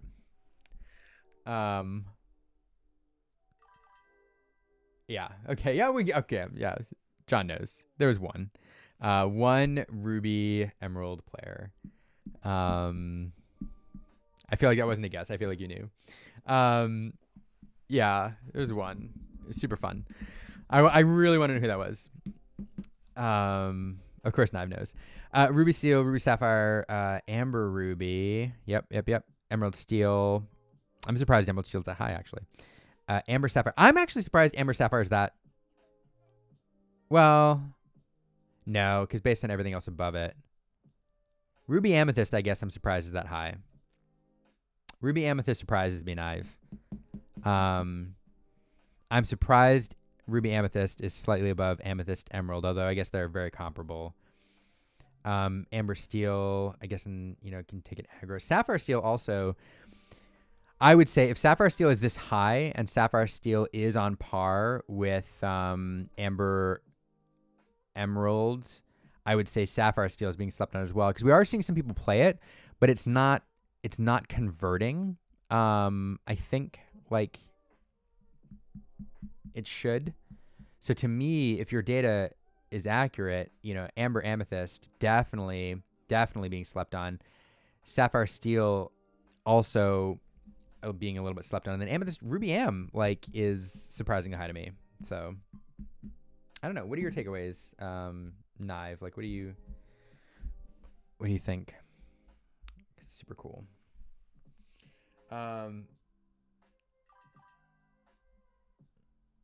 Knive says, I would suggest decks with any deck over 45. Yeah, it's interesting. The nuance between 44.9 or 44.5 and 45.5 is it's such a small difference, but at the same time, yeah, that's a lot when you're talking about the difference between 5 and 5% among the top 6 decks or so. That 1% is actually pretty significant. So. Seriously, thanks for the data. No, this is super cool. It's super cool. So yeah, Lorcana Misfit says, would anybody else like to see an official player ranking on the Play Hub? That is such a challenging thing. That is such a challenging thing. Player rankings online, I like the idea of player rankings. Because it gives people something a way to keep track of their score, and you're constantly looking to better your ranking and all that. The interesting thing though is, if you do that and you tie it to even set champs, but you tie it to third-party tournaments and league nights and stuff, I don't know. I think it changes the vibe a little bit, and it incentivizes if you, let's say you're not going to make the top cut, but you're just kind of playing it out or whatever. There are times where people give newer players the win, or you're coaching newer players and you're like, if I win this game, it's fine. If I lose this game, it's fine. It literally doesn't matter at this point. But you're teaching players a newer player lines, and you're kind of coaching them. There's a friendly vibe. If you know that match is going to count towards your rankings, it changes that vibe potentially a little bit, because now that win or loss does matter in the scheme of larger rankings. And yeah, so there's two sides to the coin. I like some aspects of it, but I worry about how that, if it were tied to all Lorcana Play Hub run events, would impact the community feel of the game. So that's my one concern with that. I don't think it would be bad, but yeah, that's just the thought there. Hey Evie, thank you so much for the follow. Now we're 8 away from the 530 goal that Twitch set. But it's cool. It's cool meeting goals. I actually tried to turn on. I'm really bad at Twitch, by the way, everyone. And I tried to go in Twitch and turn on a thing where when you reach goals or hype trains happen or stuff, it does a big fancy thing. And I don't know if I did that successfully. I literally, I feel like in the grand scheme of things, the Twitch interface and the options, the preferences are probably super simple to understand, and I get lost in there. So I'm working on it. But I am working on getting emotes for the channel. Knives' wife is an amazing artist, and she's working on some custom emotes for us. And so we're going to have, I think they're going to be red pandas. I think that's what we've settled on because, I don't know. Red pandas are cute, and cats are overdone. So we're going to get some emotes in the channel for all of you. But thanks for the follow, Evie. That really means a lot.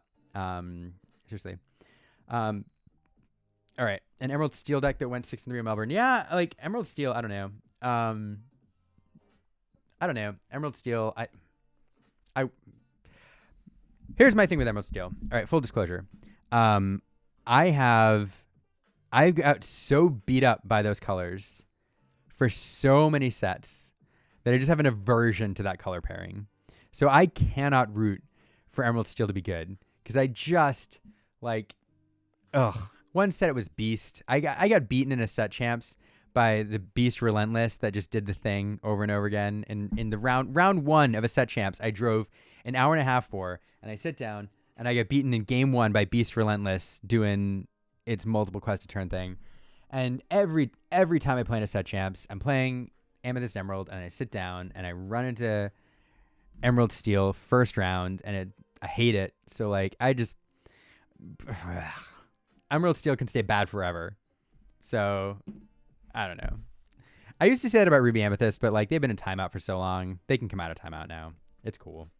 But Green Steel still needs to be punished for Prince John and Diablo. I think. Yeah. So in that note, John, I mean, I guess I would have I like a wide open meta, so I guess it would have been cool to see a Green Steel deck make the top cut. So kind of bummed that didn't happen, even though I just talked so much crap about it. Oh, John, the Emerald Ruby disc list from Melbourne was a Powerline deck. How did it do? How did it finish? Did they actually because I only saw the stats. I didn't look in Inkdex to see if it cracked like the top 128 or anything, but I want to know if it went off. Here's the thing about Powerline. Powerline is a card that is going to be good. Like Powerline's a good card. Powerline just doesn't have the cards around it. Powerline is a card that is going to see play forever in various Lorcana formats. As more people start playing different formats and as new songs come out to support it. And so I don't know. It's one of those cards that I'm not sad to have 4 of because I think it's just always going to be a fun card that's going to do busted stuff. And the more songs that come out that it can benefit from, it's just ridiculously good. Yeah, keep it to CCQ, DLCs, etc. Yeah, I get it, Lorcana Misfit. Lorcana Misfit's talking about the rankings in the Lorcana Play Hub. Yeah, I think that'd be the way to do it. I don't think I would want the rankings in there to be affected by it. I think set champs I would keep below what would go into the rankings. But I think CCQs and DLCs I think are a good metric. And then I think you have it so third party tournaments can opt in or out of it. Because the other thing you could do, so here's the benefit to doing a player ranking in Lorcana Play Hub as well, is one of the criticisms of the current Lorcana competitive structure is that there is no path to Continentals or Worlds without either winning a CCQ or placing high to DLC. And that creates a barrier for a lot of folks. Look at poor Fungus if he's still here. Fungus, you still here?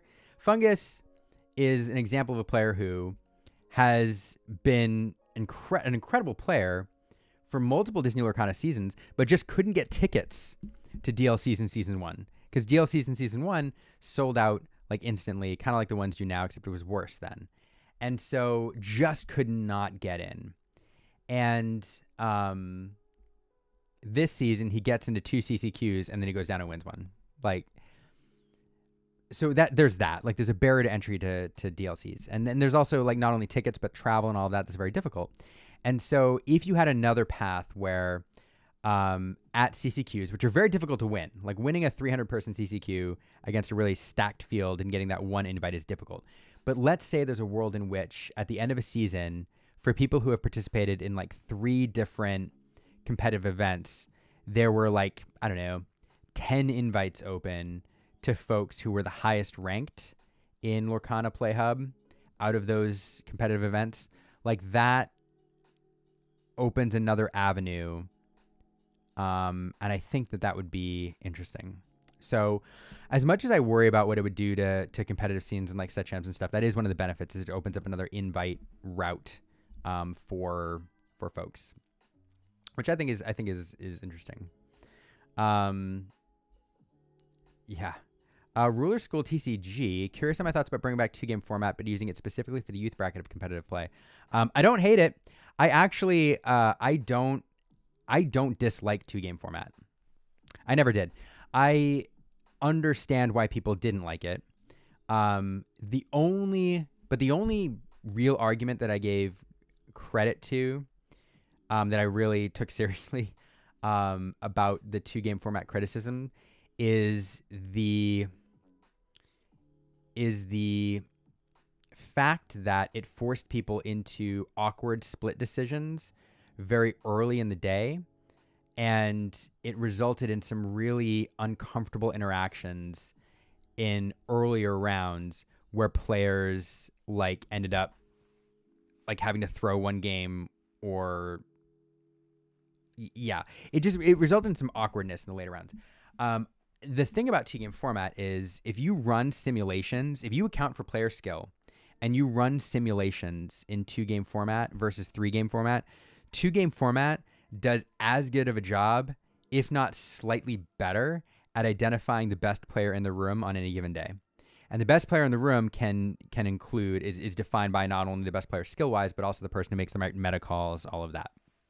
So, and 2-game format allows for quicker rounds. It allows for actually, I think, wider deck, because you can play control decks without worrying about going to time and all that. But I understand why we moved away from it, and DLCs seem to be functioning just fine in 3-game format. So if people like it better and is more comfortable, fine. But for the youth tournament, I do think it makes for a less grindy day. I think it makes for better nutrition. I think it makes for more time to decompress between rounds. And so I think that I wouldn't mind it for a youth tournament. The one downside I can see to it is youth players perhaps are less equipped to deal with some of those uncomfortable interactions when you get to split decisions. So if a player comes in and they've been coached to say, hey, in this round, it's round 7. If you draw in this round, both of you are out for the top cut. So one of you has to win for you to make the top cut. If one of the players going into that round is kind of like coached to kind of like ask for that, younger players might not, depending on the age of the players, might not be kind of equipped to have that kind of discussion. And so I would prefer a world in which that didn't happen and all of the young players just played it out. But I know that that's unrealistic, because there are some very good younger players who would do the math and who would try to, make sure they stood a chance. So I don't know.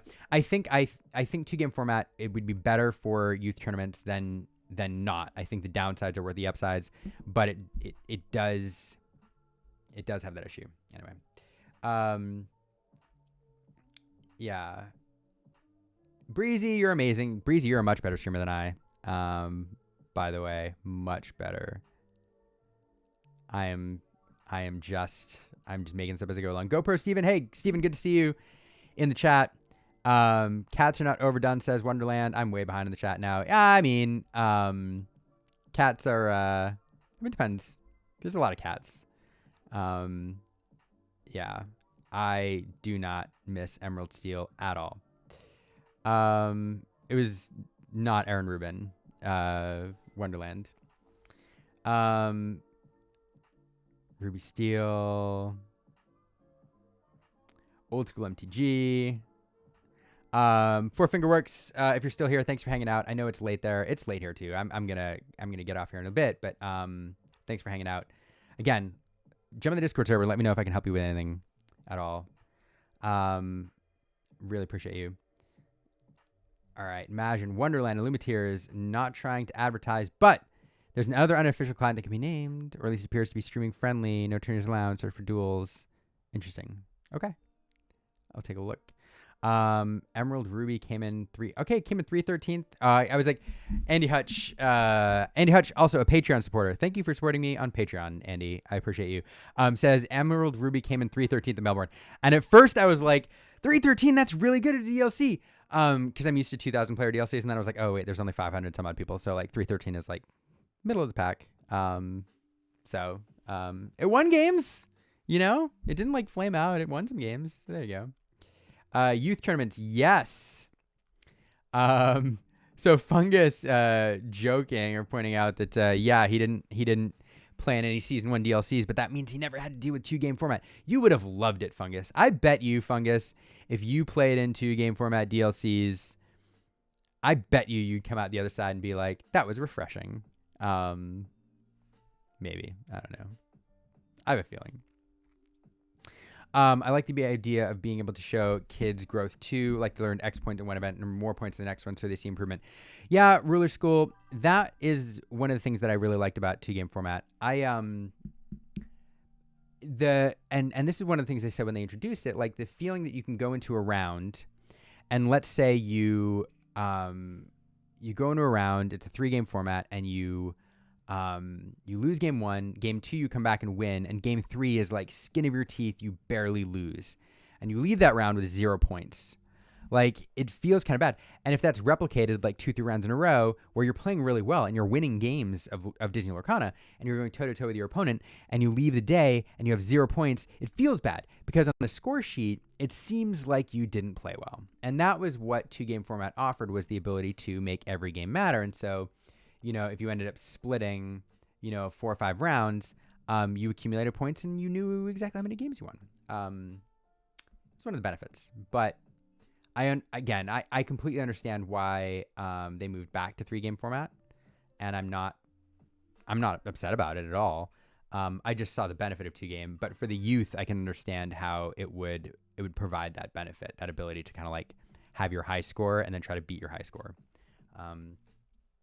I remember a wonderful player in DFW at the DLC in DFW who I got to broadcast a game in round 3, and she was playing the Magical Spots deck. And for those who don't know, this was an old deck, and back in the old days of Lorcana. I think Shimmering Skies, I think, was when Bruno came out, if I remember right. But you had like 50 Bruno. And what it did was Bruno says, you name a card, you look at the top card of your deck. If it's that card, you get to draw it and you gain 3 lore. You gain. She ended up getting 15 points at the end. And that's one of the things that 2-game format facilitated, was that kind of mentality. But then we could go into the philosophy of what are DLCs. Are they competitive events, or are they events that are made for that type of player? And I would argue they're made for everybody. But at the end of the day, you want it to be a good experience. You want it to identify the best player in the room. And that's why I moved back to 3-game format. And yeah, anyway, so I'm beating a dead horse here, but all that's to say, I do like the idea of 2-game format for youth events. And I like that the format exists and we can choose to use it. But I totally get and support the movement back to 3-game format. So, whoa. I can talk about the tiebreakers all day, says Aiden. Yeah. I mean, I know you can. Yeah. That guy Majin needs to be official for me to stream. Yeah. 2-game format was the best and the worst of the thing at the same time. 2-game format. We got this. 2-game format was actually not bad. It was just the fact that the math forced you into those decisions so early. Like, I cannot imagine navigating 3 rounds or 4 rounds of sitting down and talking to my opponent and being like, hey, so like, you know, like, right? Like, one of us has to like 2-0 this, right? Like, you know, are we gonna do the thing? Like, one and then the die roll, you know, you're like, I hope I win the die roll. Oh, darn. And then, you know, you lose. So I don't know. That was the worst part about it for me. But other than that, again, it did identify the best players in the room. And you can judge that based off simulations, or you can look at the consistency of some of the top players all last season who consistently finished very, very high, even if they didn't, you know, make the top cut or win. So YouTube froze. No. Did it unfreeze, Rudy? Oh no. Are you all back? Are you all back, or have I been talking to myself? No.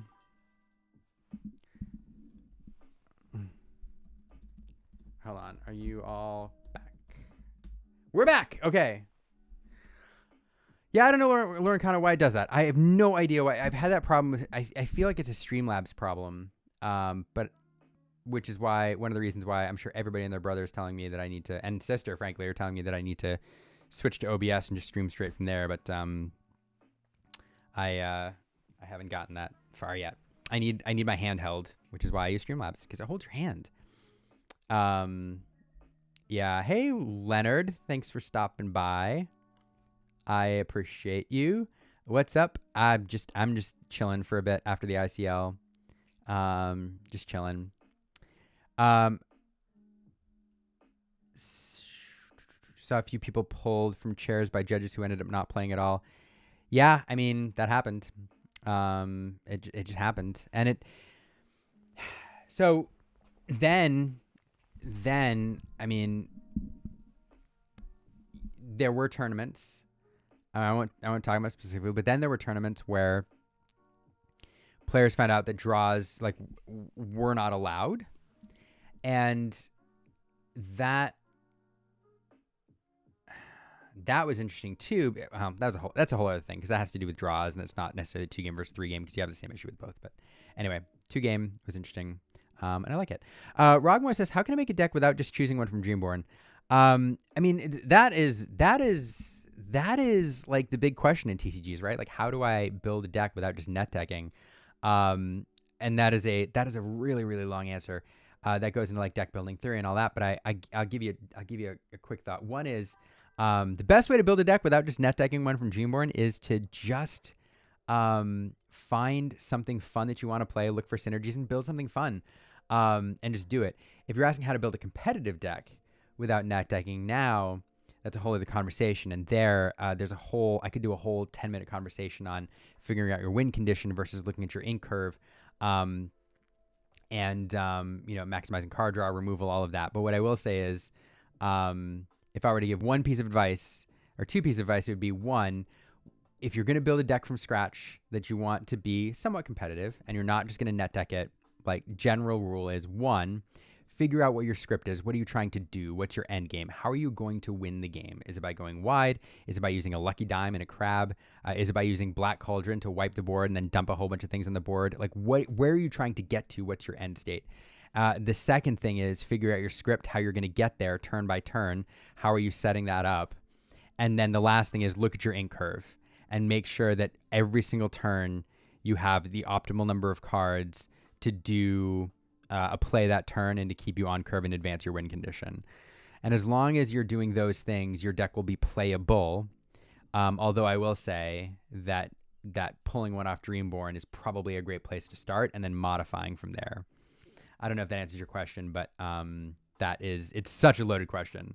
Check out Sisu, check John Riveros, go ask Fungus, some of these folks in here, or Wonderland, go ask Wonderland too. There's some great players in here who can give you some better advice than me. But it's a tough question, and that's what everybody wants to know when they jump into TCGs. Like, how do I build a deck? Because I acknowledge it does feel bad sometimes to just feel like the only option is to go on a website and find somebody else's deck. You want to be creative, but it takes some practice. But the only way to get better is by jumping in and trying it, right? So, yeah. So Rogmoy, it's a fun comment here pointing out the math of Lorcana is interesting, and it is in a lot of TCGs too. The math of every turn you draw one card, And then every turn, you at least ink a card, generally, not always, but ink a card and play a card. So your hand goes up by 1, it goes down by 2. And that's why you have to work in card draw at certain points in the game.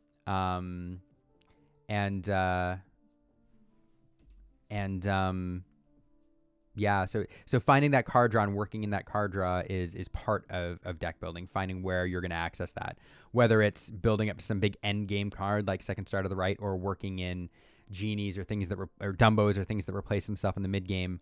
That's all, you have to find it somewhere and work it in, unless you're early dogs, in which case you don't draw cards, you just only ink 2 and then you win with 2 ink. But it is a challenge. There's a lot of great YouTube videos out there, and there's a lot of great people in our chat here tonight. Check out Sisu, John Veros. John, feel free to post your Twitter link, by the way, or Fungus if you're still here. Post your Twitter handle. Connect with these folks because there's some great folks. Jump in our Discord server. Jump in talk to Wonderland. Wonderland is a DLC winner, a Worlds competitor here in the chat as well. So any new players out there who are in the chat tonight, connect with any of these folks in the chat here who are experienced players. Jump in our Discord server. I'll connect you with folks. I'll post the link here again.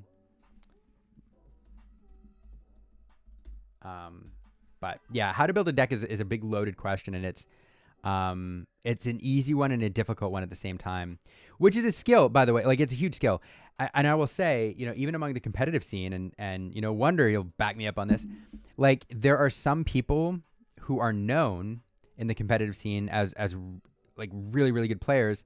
And then there's some people who are known as really good deck builders. And of course, the good deck builders are good players too, right? These are all great players.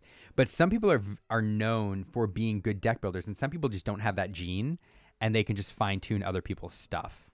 And we all know who the creative deck builders are out there, right? You talk Mo Shamblin, you talk Clara, Sierra, Questing Queen, Josh Palt is always coming up with some spice.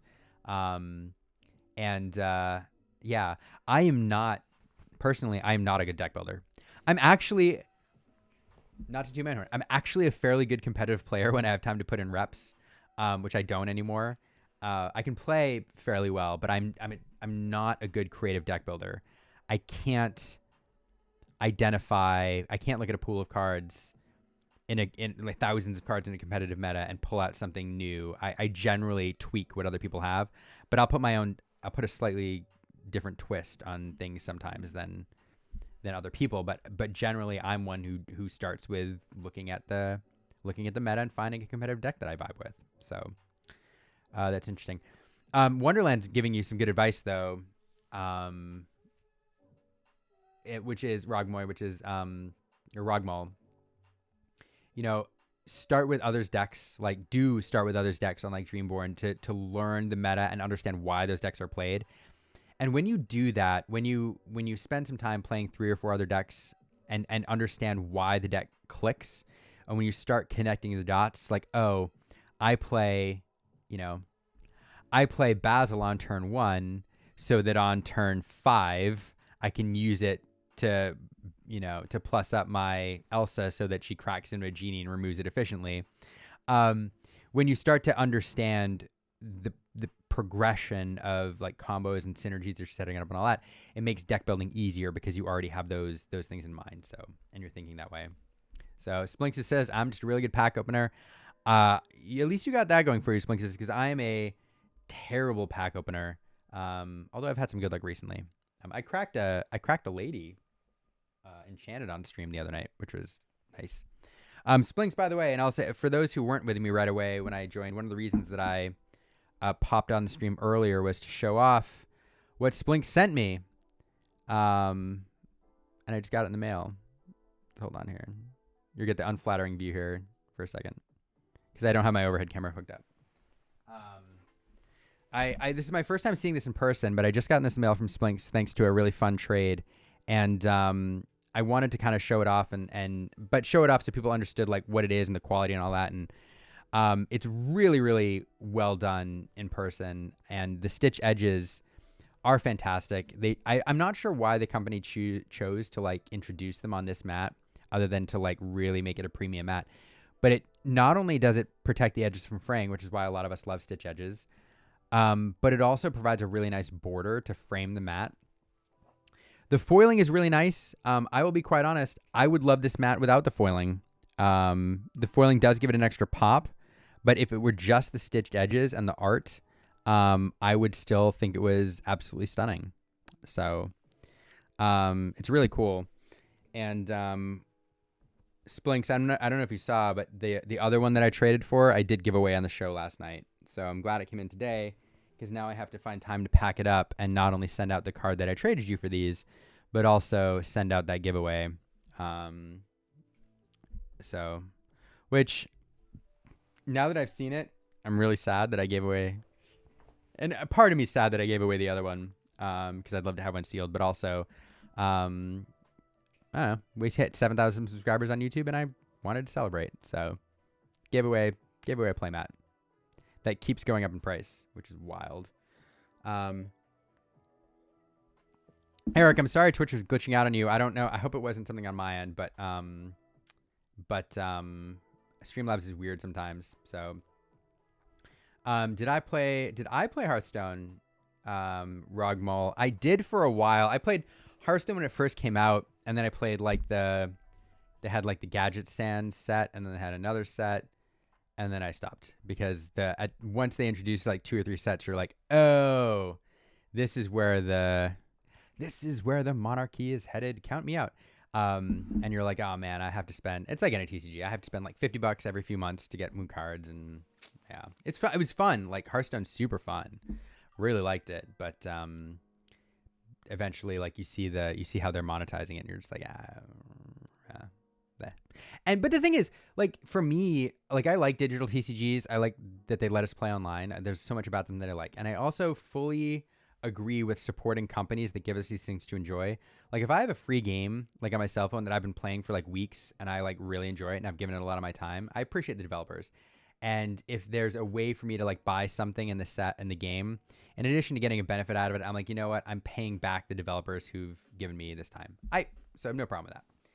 But at least in physical TCGs, like if I buy a booster box when the set comes out, I got the cards. On Hearthstone, if I pay $50 for like, a bajillion booster packs when it comes out, I got, ones and zeros, and I can't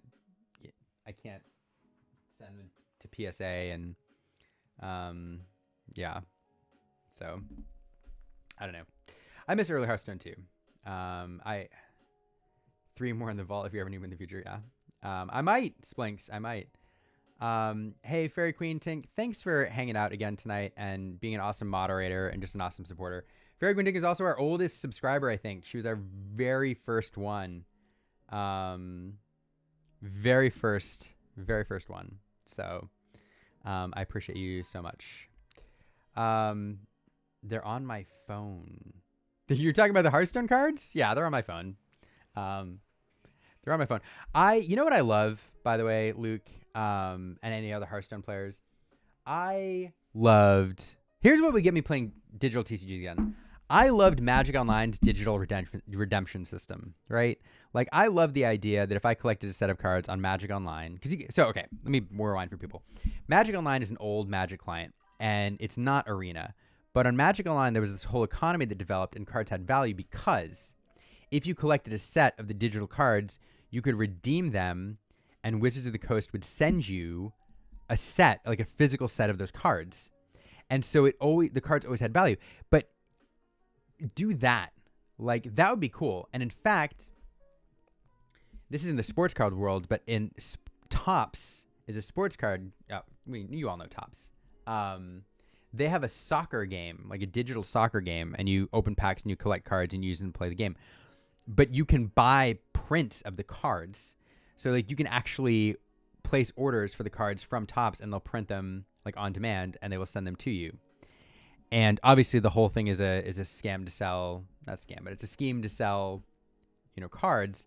But like, if digital TCGs do any digital TCGs do that, where I could like order my cards and have them printed? Because I would play a digital TCG if I knew I could order cards. That would be a thing I would do. Even a Hearthstone. So even if I couldn't play Hearthstone, like, because there's so many cards where it's like deal 1 to 3 damage to all characters, and then you'd have to like roll dice and figure out 1 to 3 damage. It'd be a huge mess to play Hearthstone physically, right? It just wouldn't work, I don't think. But even if I had wonky cards like that I could just order and have like physically, because I'm a collector, like magpie, and I like shiny things, I would do it. I would totally do it, because I'm weird. I'm weird. Oh yeah, okay. So OMG needs a name. Wait, OMG needs a name. Was that OMG needs a name? Was that like the name you put when Twitter asked you your username and you were just like, I gotta put a name, because that is probably my favorite username that I've seen tonight. So Altered, I do remember Altered was doing something like that where you had the digital and the physical card. But in that one, it wasn't that you could order the digital card, right? Like you had the physical card and then that unlocked a digital version, and then they were kind of like linked somehow. So I get that. That's kind of cool. But I think that's different than what I'm talking about, which is like a physical game that links to digital, and more, I want a digital game that I can like extract things from. But similar vibe, I get it. The Board Bros Sunday stream on a Tuesday, like did my stream title say Sunday stream? Because if it is, does it say Sunday stream? I don't know, because you're like the third person who said that. But if you're talking about how I normally do this on Sundays and I'm doing, I don't know. ICL ended and I felt like vibing.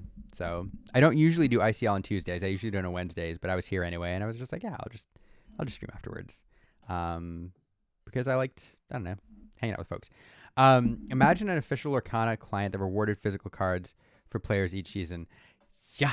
I mean, that's the best. That's everything, right? Like, so people want a Lorcana client. People want, cards to come out of digital CGs. You're just asking for it all in one package. Like, yeah, if I could play on an official app and then get it like a promo or like certain cards for like doing well, sign me up. I'm a collector, y'all. You all don't know how bad it is. I collect a lot of things, but mostly in the TCG realm. All right. Sorry. It's named Sunday Stream on YouTube. Weird, Board Bro. It should be this. Weird. I don't know why I did that. Oh well, that's fun. It's fun, right? Yeah, Sunday Stream. It says Sunday Stream on a Tuesday. I'll own it. Actually, before I show off my trinkets, we actually came up with a name for these streams last time. I think the chat decided on, it was Moonlight Ink. I think it was, and I kind of like it. That's what I need to remember to name it that time, because that's where these are gonna be, Moonlight Ink, when I'm not doing anything else. So yeah, the collection is actually really bad, but I have all sorts of random trinkets. If anybody who knows, like if this created nostalgia for anyone, you're a real one. This is the original Winterspell, back in the day. Yeah, Moonlight Ink.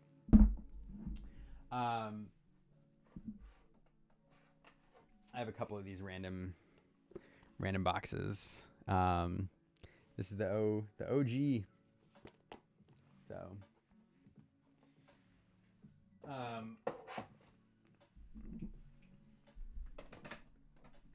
there's there's one thing.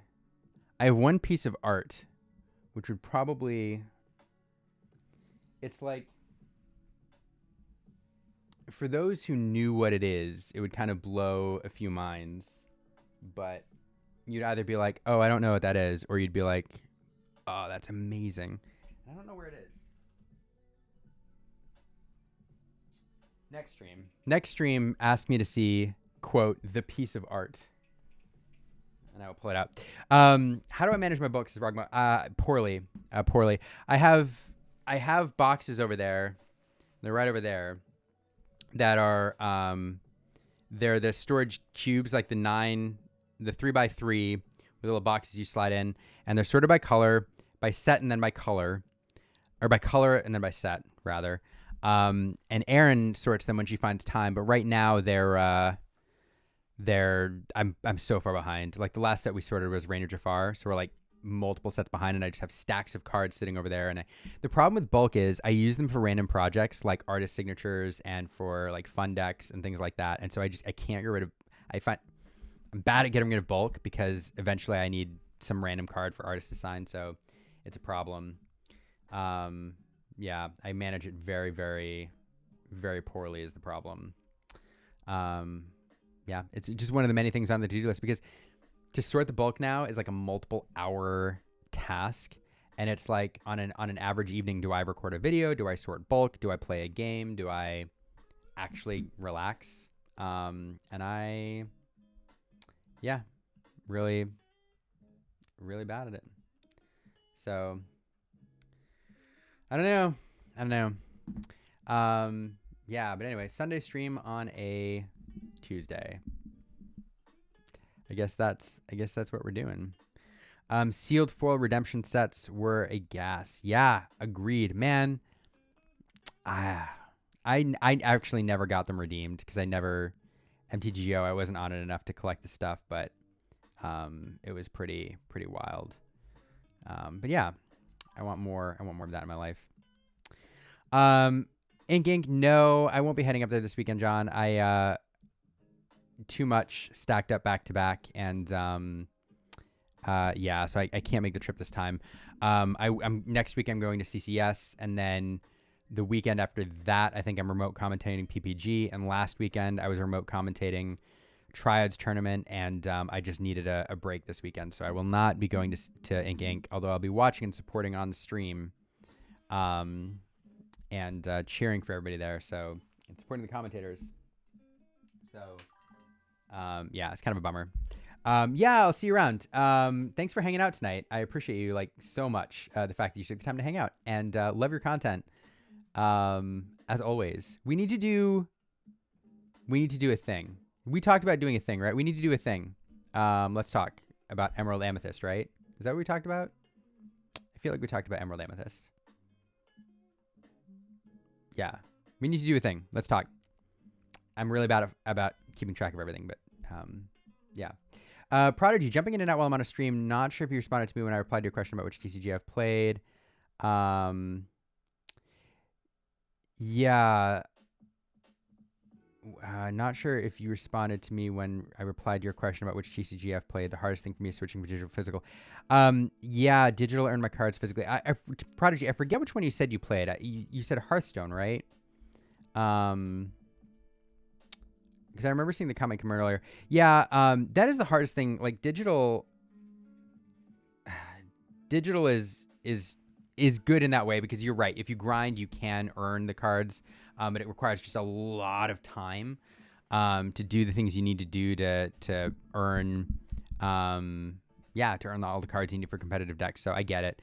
So it's pluses and minuses, right? Because on the one side, you have to pay for your physical stuff. There's no way to like earn just by sitting at home playing. But on the other hand, like the physical cards that you get are like yours, and then you can turn around and sell them, and hopefully make some money back. So yeah, it's like it's pluses and minuses. But it is a bummer, like if you're on a limited budget, especially, or just responsible, it is a bummer, like, yeah, that you can't sit there and earn like a competitive deck. You know, you have to actually go out and drop hundreds of dollars in TCG Player, or like $30 if you're playing like the Locations deck or something. So Elder Scrolls Legends, I'm not familiar with. Hearthstone, obviously familiar with. Sean Jackson, thanks for subscribing on YouTube if you're watching this live. Here's the funny thing about YouTube is Sean Jackson may have subscribed watching this live, or may have subscribed to one of our like hundreds of videos that we've done before. So I'll never know. But still, thank you, Sean, if you're watching or not. I appreciate you subscribing. We just hit 7,000 subscribers, and now we're like on the way to 8. So like a year from now, but one day, 8,000. Hearthstone and Elder Scrolls Legends. Right now I'm trying to learn play lines. I can identify good cards and combos, but when to play them is the hard part as a new Lorcana player. So yeah, I would argue the hardest part as a new Lorcana player is, play lines, but also one of the things that makes Disney Lorcana so difficult is the inking decisions. Oh, you're Sean Jackson. Okay. That's cool. Well, I wonder why does it, because your name is Prodigy on the chat, but it's Sean Jackson when you subscribe. That is interesting. I wonder why it does that. Anyway, that's cool. Well, Prodigy, thank you for subscribing. I really appreciate you. The one of the things that make Disney Lorcana so difficult is the inking decisions. Because in a game like Magic, or even in Hearthstone, where you accumulate your resources, or in Magic, where this is your resource card and this is your card I'm going to play. Like, the inking, you can win or lose the game by inking the wrong card on turn 1 or turn 2.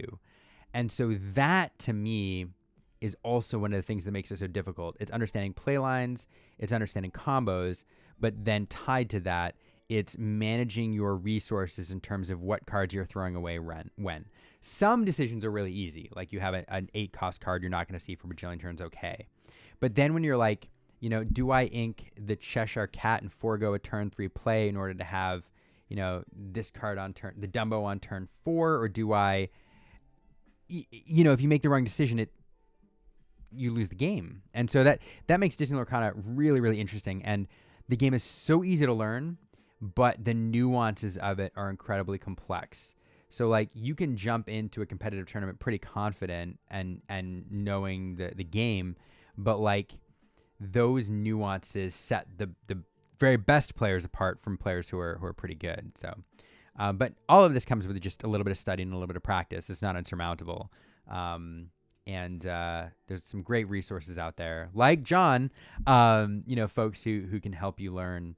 The community is just very, very, very giving. So, Kazette, I am still, I see in the chat, I'm still committed to helping you access competitive play. In fact, like, ping me again on Discord, and maybe I don't have a lot going on this weekend. I have a little bit going on this weekend, but if you want to jump on a call and talk through, like, accessing your first set champs, or like linking you up with other competitive players, let me know. More than happy to help. I did make that offer, and it's really exciting to see, new people to the game, like you, Sean, or like Gazette, or other people who've been in the chat tonight saying, hey, I'm new to Disney Lorcana and I want to play competitively. Like, there's something really, really cool about helping people access that and seeing, you all take off and crush people in tournaments and stuff. So, more than willing to do that. Let me know if there's a time we can arrange to, like, chat if you want. So yeah, Tyler is drawing, saying quickly cascades into future turns. Yeah, I mean, that's the thing. Disney, I mean, it's so interesting. There's an interesting example of this. Like, I had a conversation with one of the Sean, by the way, I saw your note. Yeah, send it to me. Jump in Discord, send me a note on Discord, and I'll take a look and give you some pointers on the deck. Discord's the easiest way to, like, send me pictures and stuff. That's Lumiteer's Discord. An interesting example of this is I was doing an interview with I'm really bad at remembering his name, but he's the winner of the first DLC in Europe, Bologna, I think, and really fantastic player. Played Blurple, and I did a deck tech with him, and got a lot out of it. But one of the things he pointed out, and I'd never considered, is and Blurple players, like, know this. I didn't know this at the time, but he's like, on the play, you never, unless you're playing dogs and, like, you need something early, like, in very specific scenarios, you never play a turn 1 play on the play. Like, the way the resources work out as you are progressing through the turns, if you play a Basil on turn 1, the way that it impacts your ink decisions in later turns means that could lose you the game. And so on the draw, you have the extra card, you play the turn 1 play. That's fine. But on turn 1, especially in the mirror, you do not play a turn 1 play, because if you play that Basil on turn 1, that could lose you the game right there. And it's a really, really fascinating example, because if you were able to dissect a game of Lorcana after a finish. Like if you watched one of your games back where you lost and you rewind the turns, oftentimes you can find, not always, but sometimes you can find like the turn where things went wrong that you didn't even realize it. And it might have happened all the way back on turn 2 where you inked the wrong thing, you know? Or if you're playing dogs or, you know, Amethyst Emerald or something like that, where you inked when you shouldn't have. Like you inked a turn where you should have not because you didn't need to or something like that. Or, you know, in Blurple where you played your Hades first and you ramped your opponent you saved them an ink and you ramped them into, you know, their next turn because you were the first one to play your Hades. Like, those things happen all the time, and we're not often able to like diagnose when they're happening in Disney Lorcana. But so, which is why I love the Blurple example, because it is an example of where there's probably lots of Blurple players out there who are newer with the deck and don't even think about it. And you have a turn 1 play, you play the turn 1 play, right? Like you have 7 cards in your hand, you draw a card, you ink 1, now you have 6, you play your turn 1 play, now you have 5, and you're like, and you go on. I mean, and not realizing game after game after game after game that Basil you're playing on turn 1 is losing you games. Anyway, yeah. So, inking, tricky. And John pointed out earlier, the mulligan as well is something that is a very important skill that some newer players struggle with.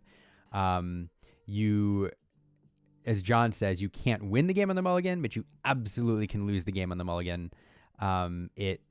It matters, and it's a very generous mulligan system. But as a result, because it's so generous, it means there's a higher skill ceiling to it.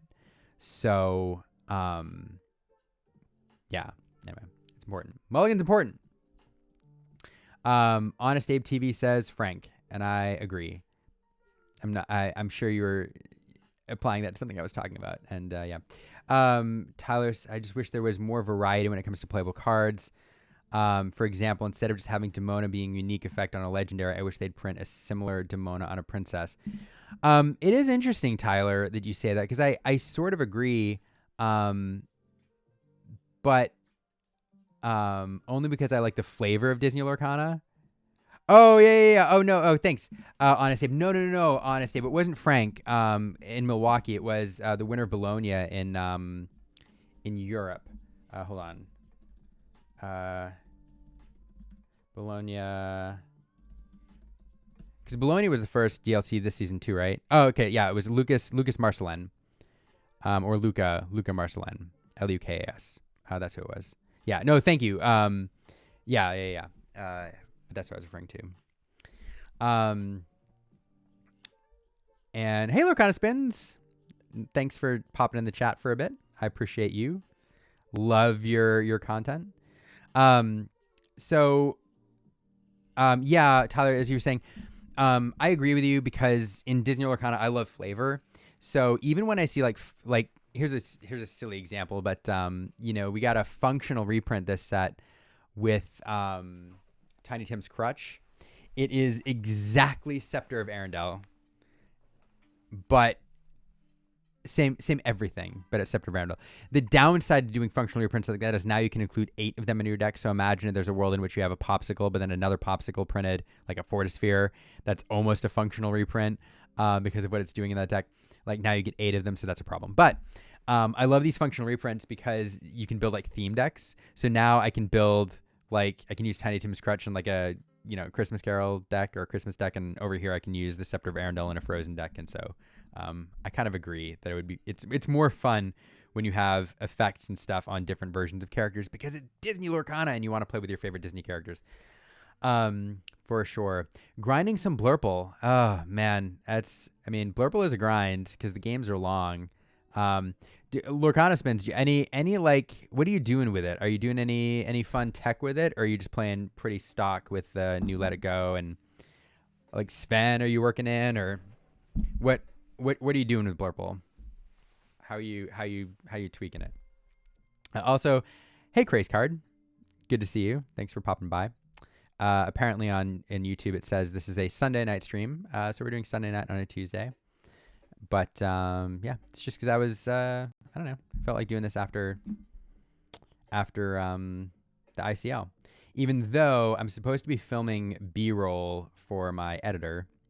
If anybody, here's a random, if anybody wants to be in our latest video, I need B-roll of people.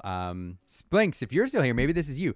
I need B-roll in landscape of people looking through their Lorcana binders, or at least a Lorcana binder with its pages being flipped,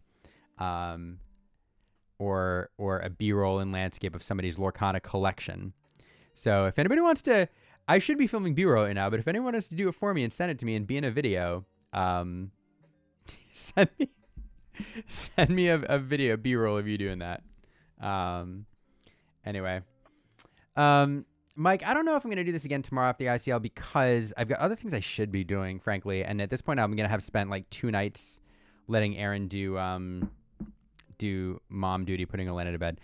I don't think I will do the ICL tomorrow, because I generally do it once a week, and because I want to help with bedtime. So like tomorrow's my turn, but so I probably won't do the ICL tomorrow. If I stream tomorrow, I might do this, but I'll do it probably like starting at 9:30 or 10, like late, after like Aaron's going to bed.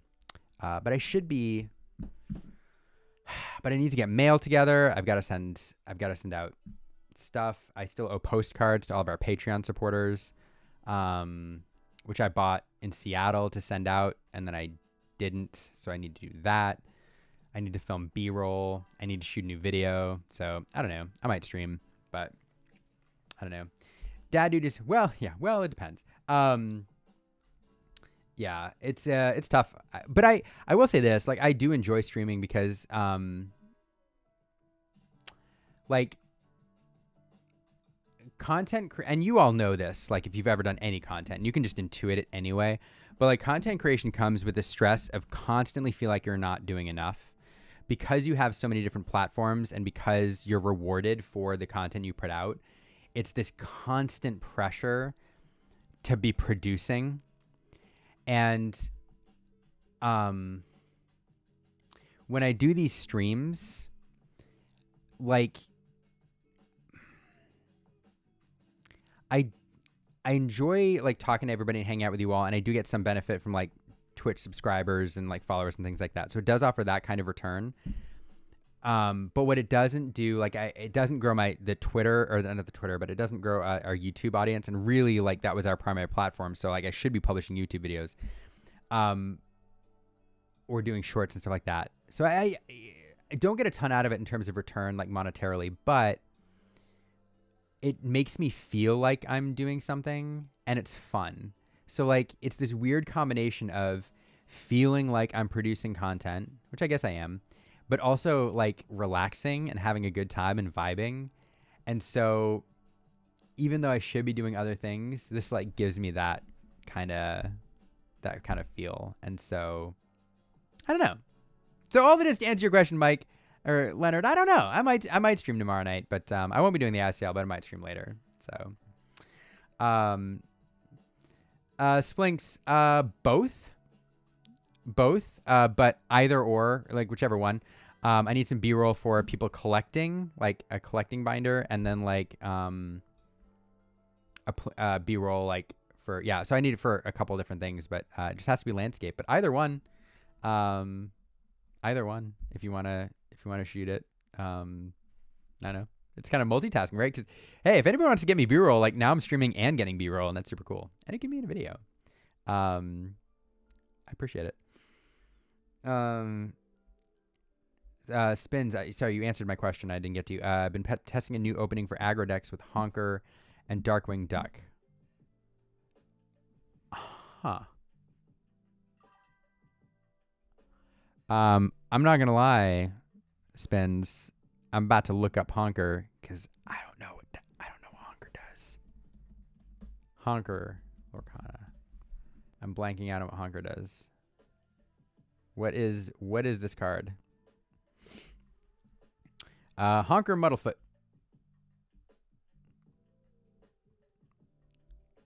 Should I know Honker? Has anybody playing Honker? Your character is named Darkwing Duck. Gain resist 1. Okay. So 1 for 1, 2, and then you're dropping on turn 2, which is the Darkwing. Darkwing Duck. So Darkwing Duck on 2. There's so many. Like they waited to do Darkwing, and then they went so hard with the Darkwing because they gave us so many Darkwing Ducks. What's the name of that one?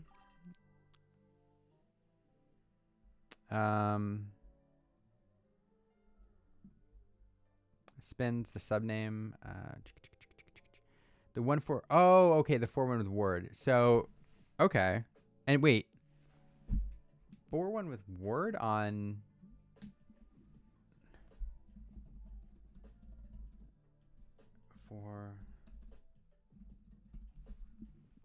For what cost?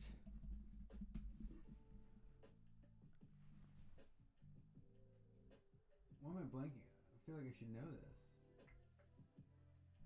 Oh, Drake Mallard. Oh, yeah. Okay. I actually did see somebody playing this one competitively the other day. I forget what deck it is, but I did see this 4-1 in a few different decks. Okay. So you open that, and then you put Darkwing turn 1, so 4-1 Ward resist 1.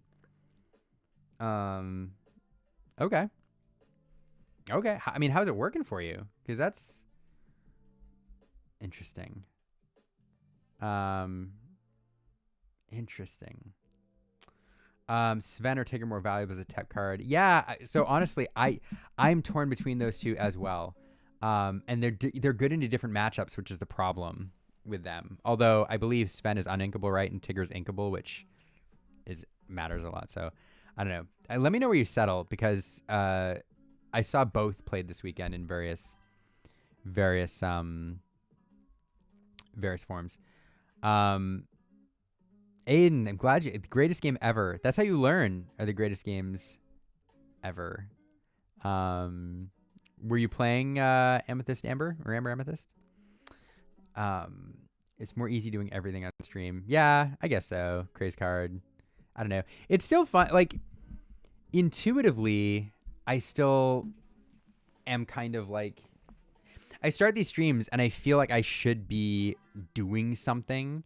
And I guess streams are more entertaining when I'm opening boxes or like showing off collections and stuff. And I'm more than happy to do any of that. But also, it's just fun to chat.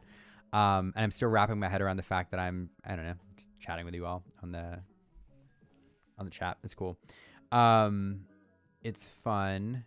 Yeah, Honest Abe TV. What the hell is that's what I thought. I was like, what's Honker and why? But yeah, it's a little 1/2 who gives resist to Darkwing Duck, which is fascinating.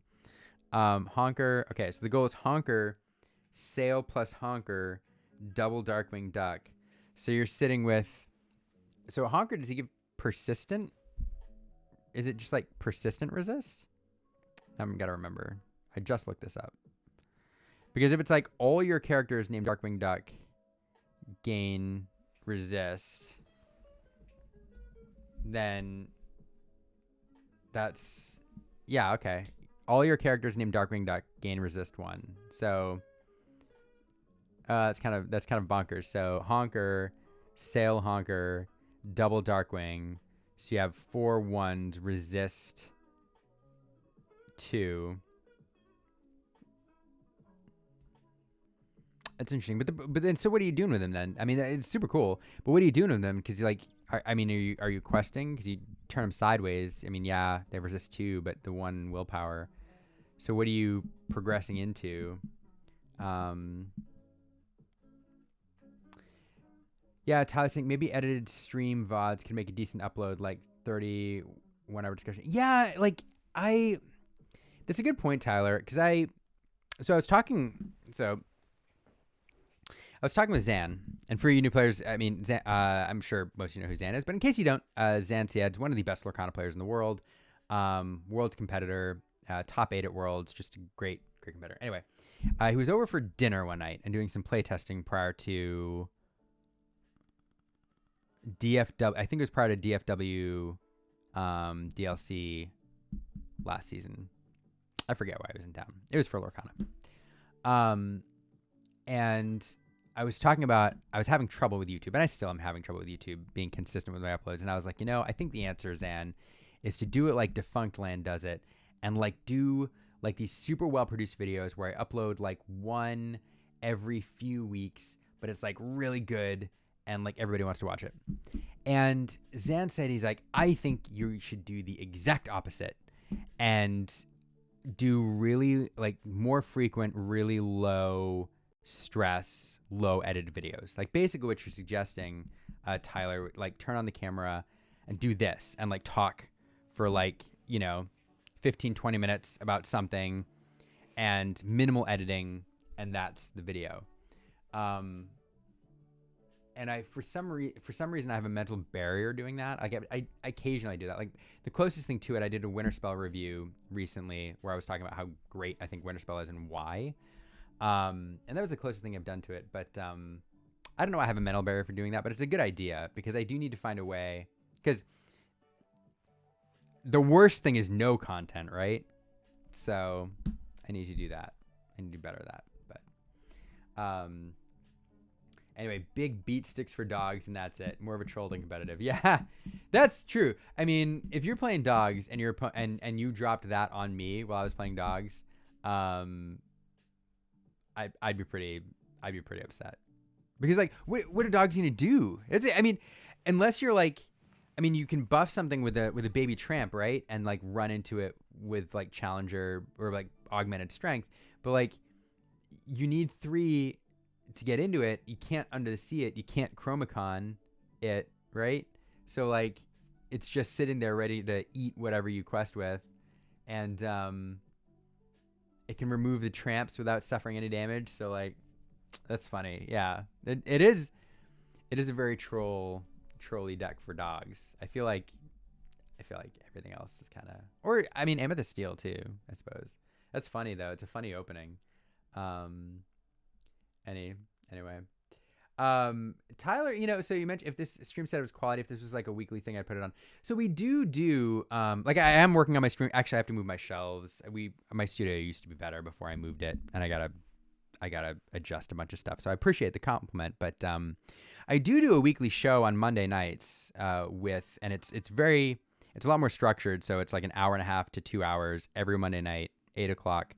We always have guests in. We talk about the latest Lorcana news with the co-host. We have music. It's a whole vibe.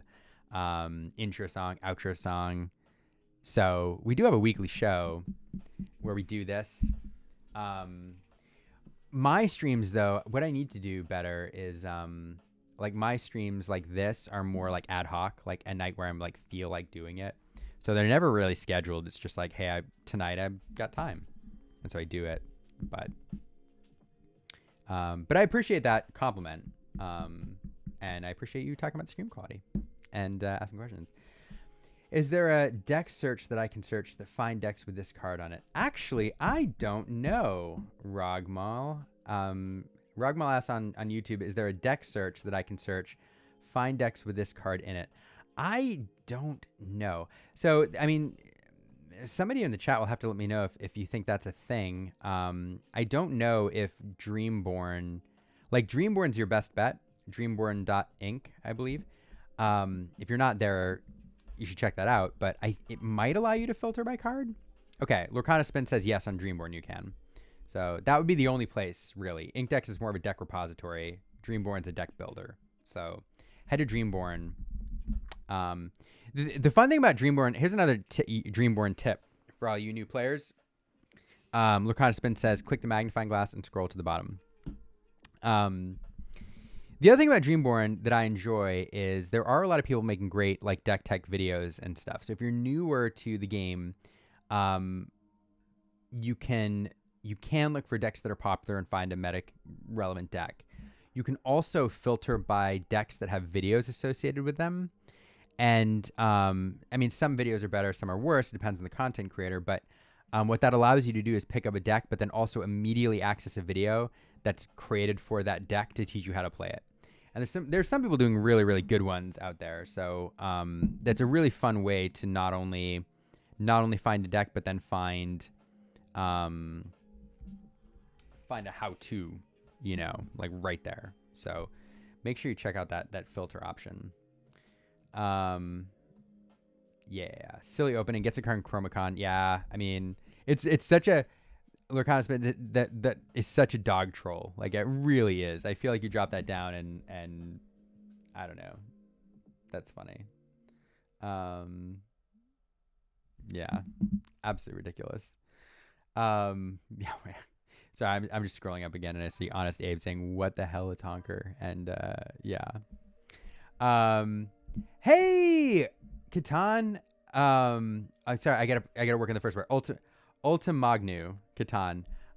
Yeah, you hosted the stream with JDZ. Thank you for thank you for stopping by. B, thank you for everything you did this weekend. The stream was top notch. It was very, very good. I had huge FOMO. The Australian, like what you all did on the stream. So by the way, everyone, if you most of you know, but the Disney Lorcana stream from Melbourne was this weekend.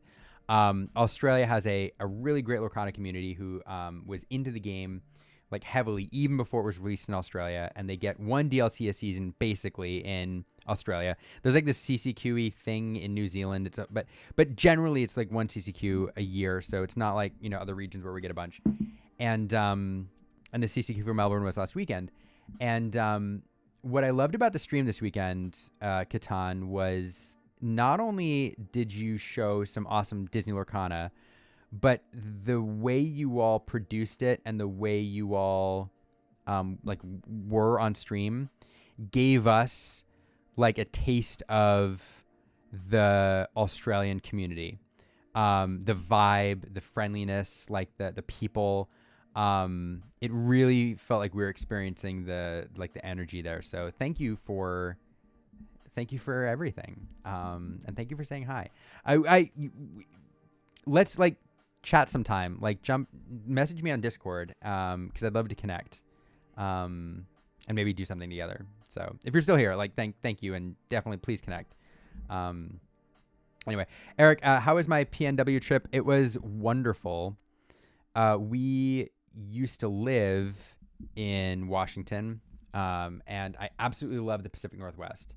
We lived in Olympia, and it was one of my favorite places I've ever lived. We would travel to Seattle.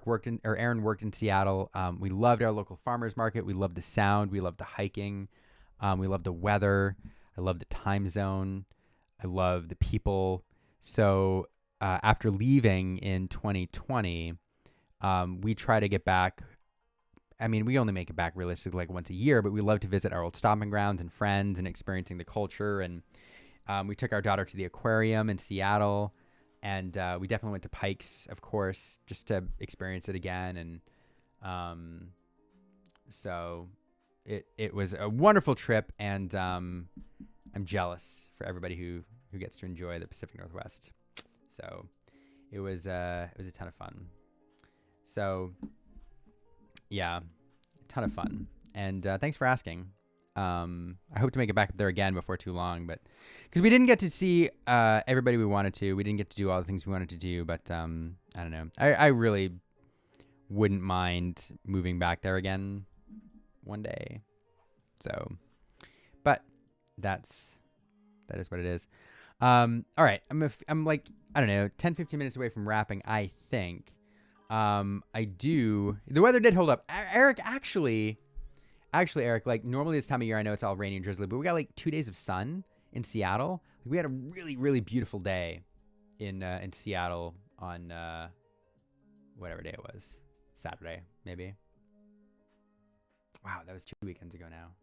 Yeah, it was really, really nice. I appreciate it. I stopped by Mock's boarding house too, so that was fun. Ran into some people we knew, so. Just a wonderful trip, and yeah, I loved it. So it did hold up. So yeah, thank you all. So I'm gonna do one other thing too for anybody here. Just a note, if you're interested in following along.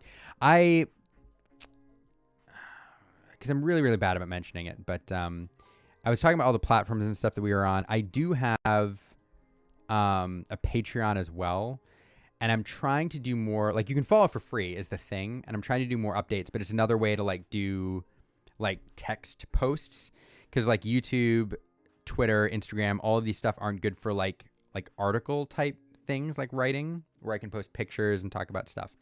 But I can do that on Patreon. So we do have paid supporters, but you can follow for free, and follow along. Yeah, but and you'll see I haven't done a post for a while because it's been a lot, but I'd like to do more. But anyway, you can follow on Patreon for free, and then yeah, but it's another place to connect with us. So Stranger Jonah, Melbourne DLC was definitely much better this year than last. So Jonah, were you at Melbourne DLC, or are you saying that from like a viewer experience? Because I'm interested if you actually traveled there, or because I think there's merit to both. I agree with you on the viewer side, like from a fan perspective, like watching on TV, it definitely was a step up from last year. Not that last year was bad, but but I'm interested if you yeah. Steadfast, is that you, Steadfast? Like Steadfast? How, if it is, how are you? And how is your little one? How's the family? I appreciate you stopping by. Yeah. I will, Lorcana Lover. I'm sorry. I will do that. Also, Stranger Jonah, top 32. Amazing. Okay. So you were there last year and this year. Which deck were you on? Because now, I mean, I can look you up on Inkdex. Like which deck were you on? How was it overall? Like what was better than last year? Now you've given me, oh my goodness. Are you serious? Hey man, we need to talk. Because that's my jam.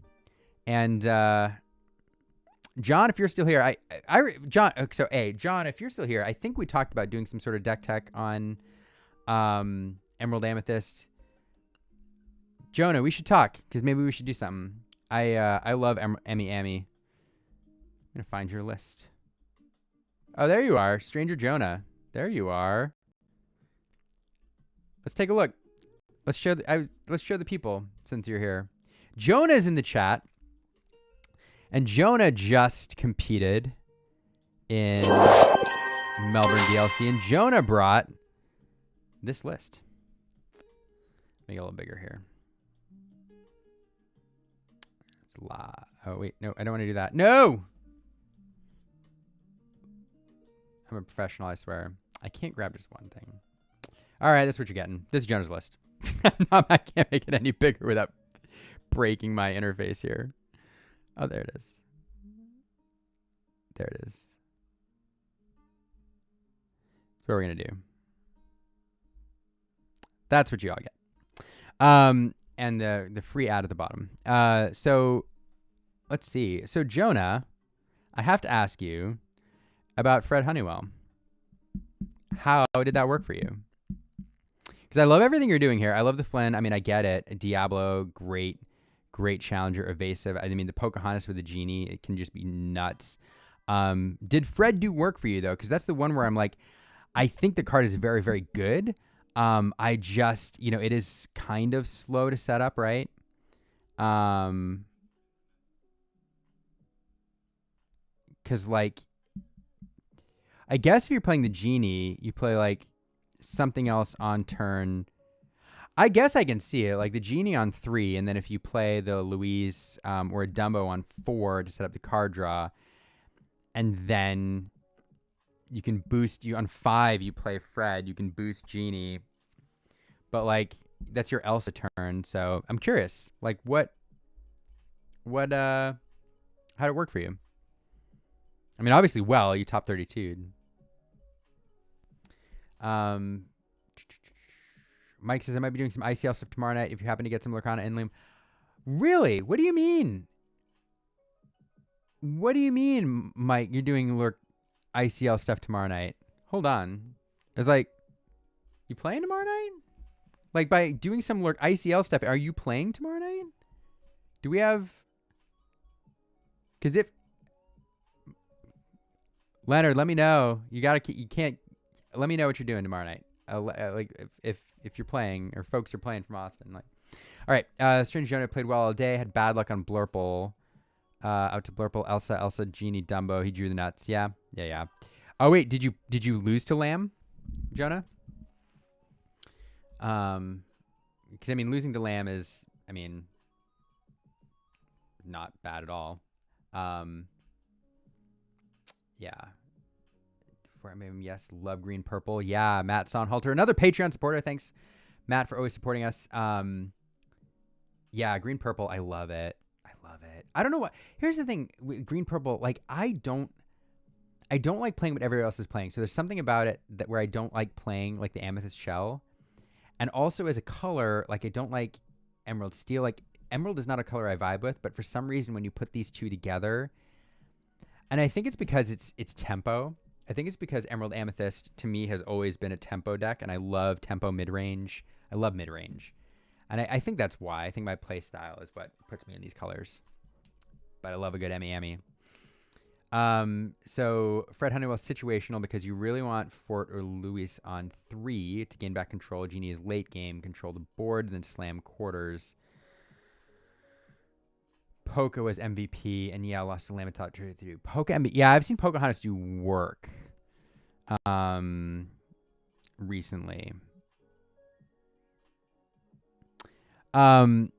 Jonah, I do mean it. Like, if you, I'd love to chat with you. If you want to send me a note on Discord, if you're into it, maybe we can do something. Because at the very least, I'd love to chat with you and pick your brain, because I love these colors, and it hasn't been as represented recently, so I'm rusty on it. But also, maybe there's a video or something in here somewhere. I don't know. Yeah, I'd love to pick your brain if you have the capacity at some point. You're playing tomorrow night. Is like Queen's Court? Like who's which team? What's the team? Leonard. Poca plus Boost Genie looks like it would be a combo. Yeah, like I saw that actually today on the ICL, like the Genie plus Pocahontas is kind of nuts from an aggro perspective. Because it changes all of the math too. Like, as your opponent is looking at the board and they're looking at the Genie, the Pocahontas, and all that, and they're calculating like the turns to win, like you all of a sudden have to start calculating in the extra lore gain and this and that, and it just kind of nuts. Yeah. Okay. Select few. Okay. Interesting. Who else is on the team?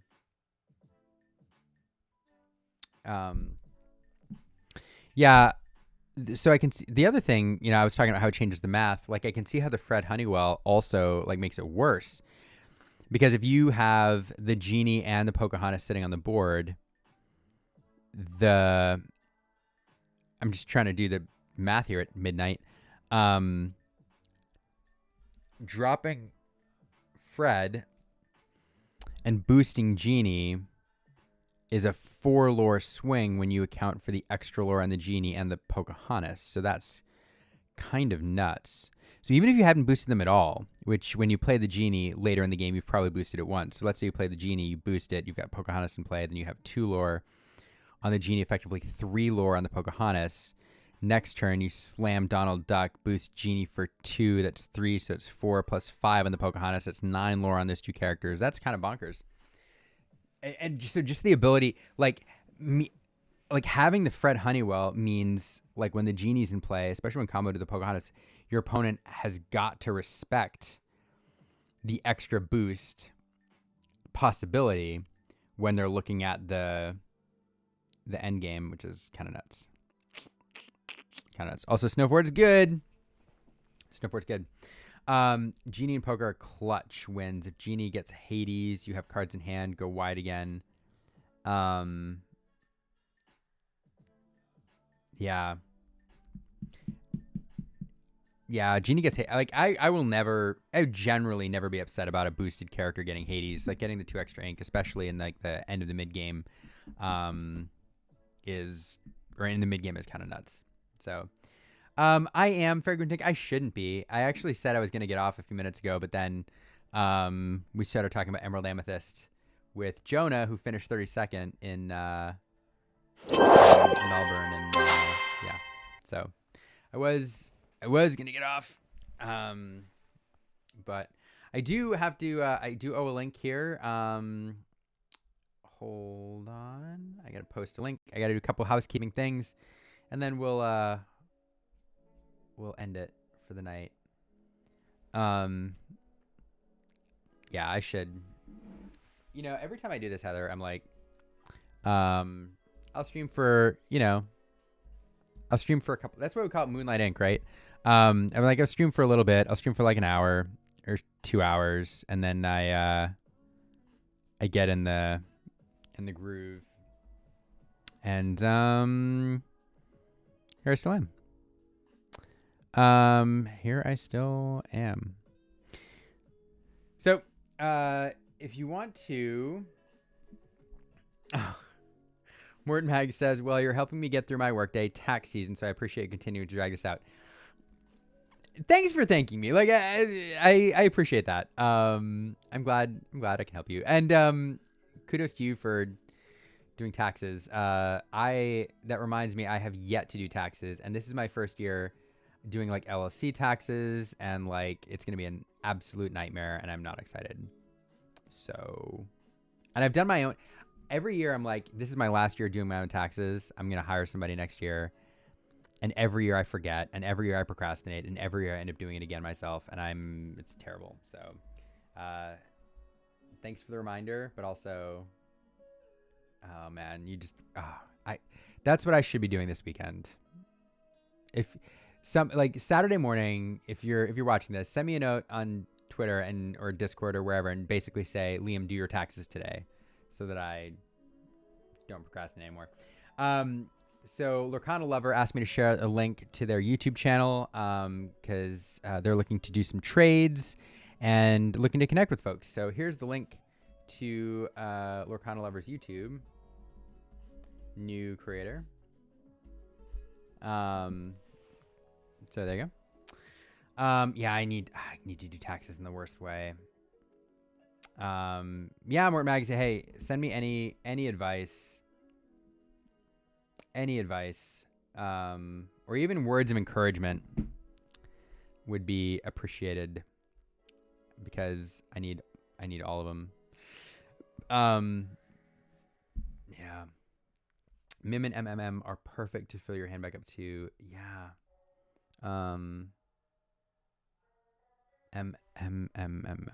What is? So Madam Mim. What is MM? I should know what MM is. Boosting. Magical maneuvers. Yeah. Okay. Sorry. Yep. Yeah.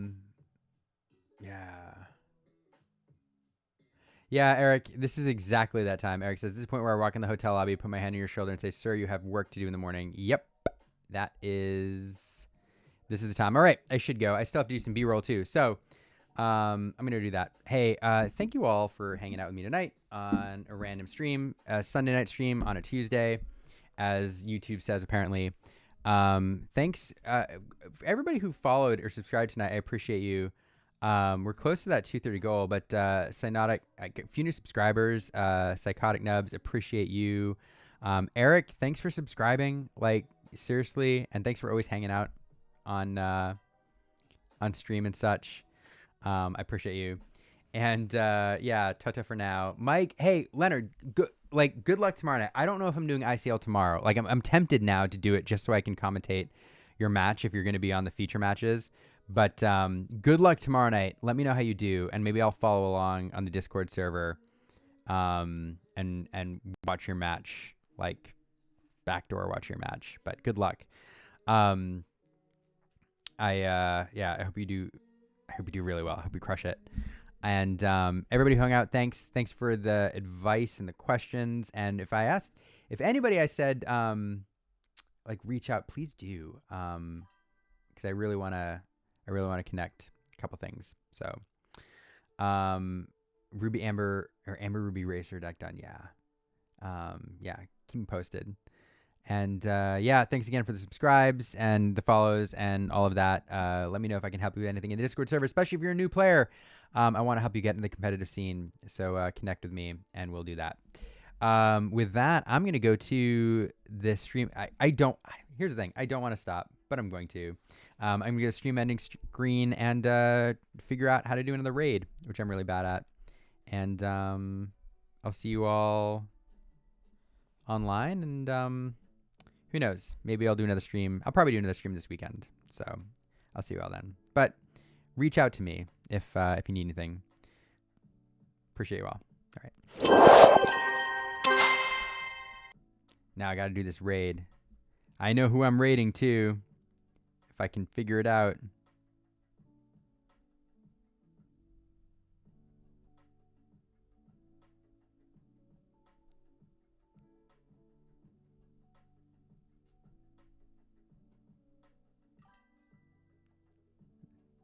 Did that work?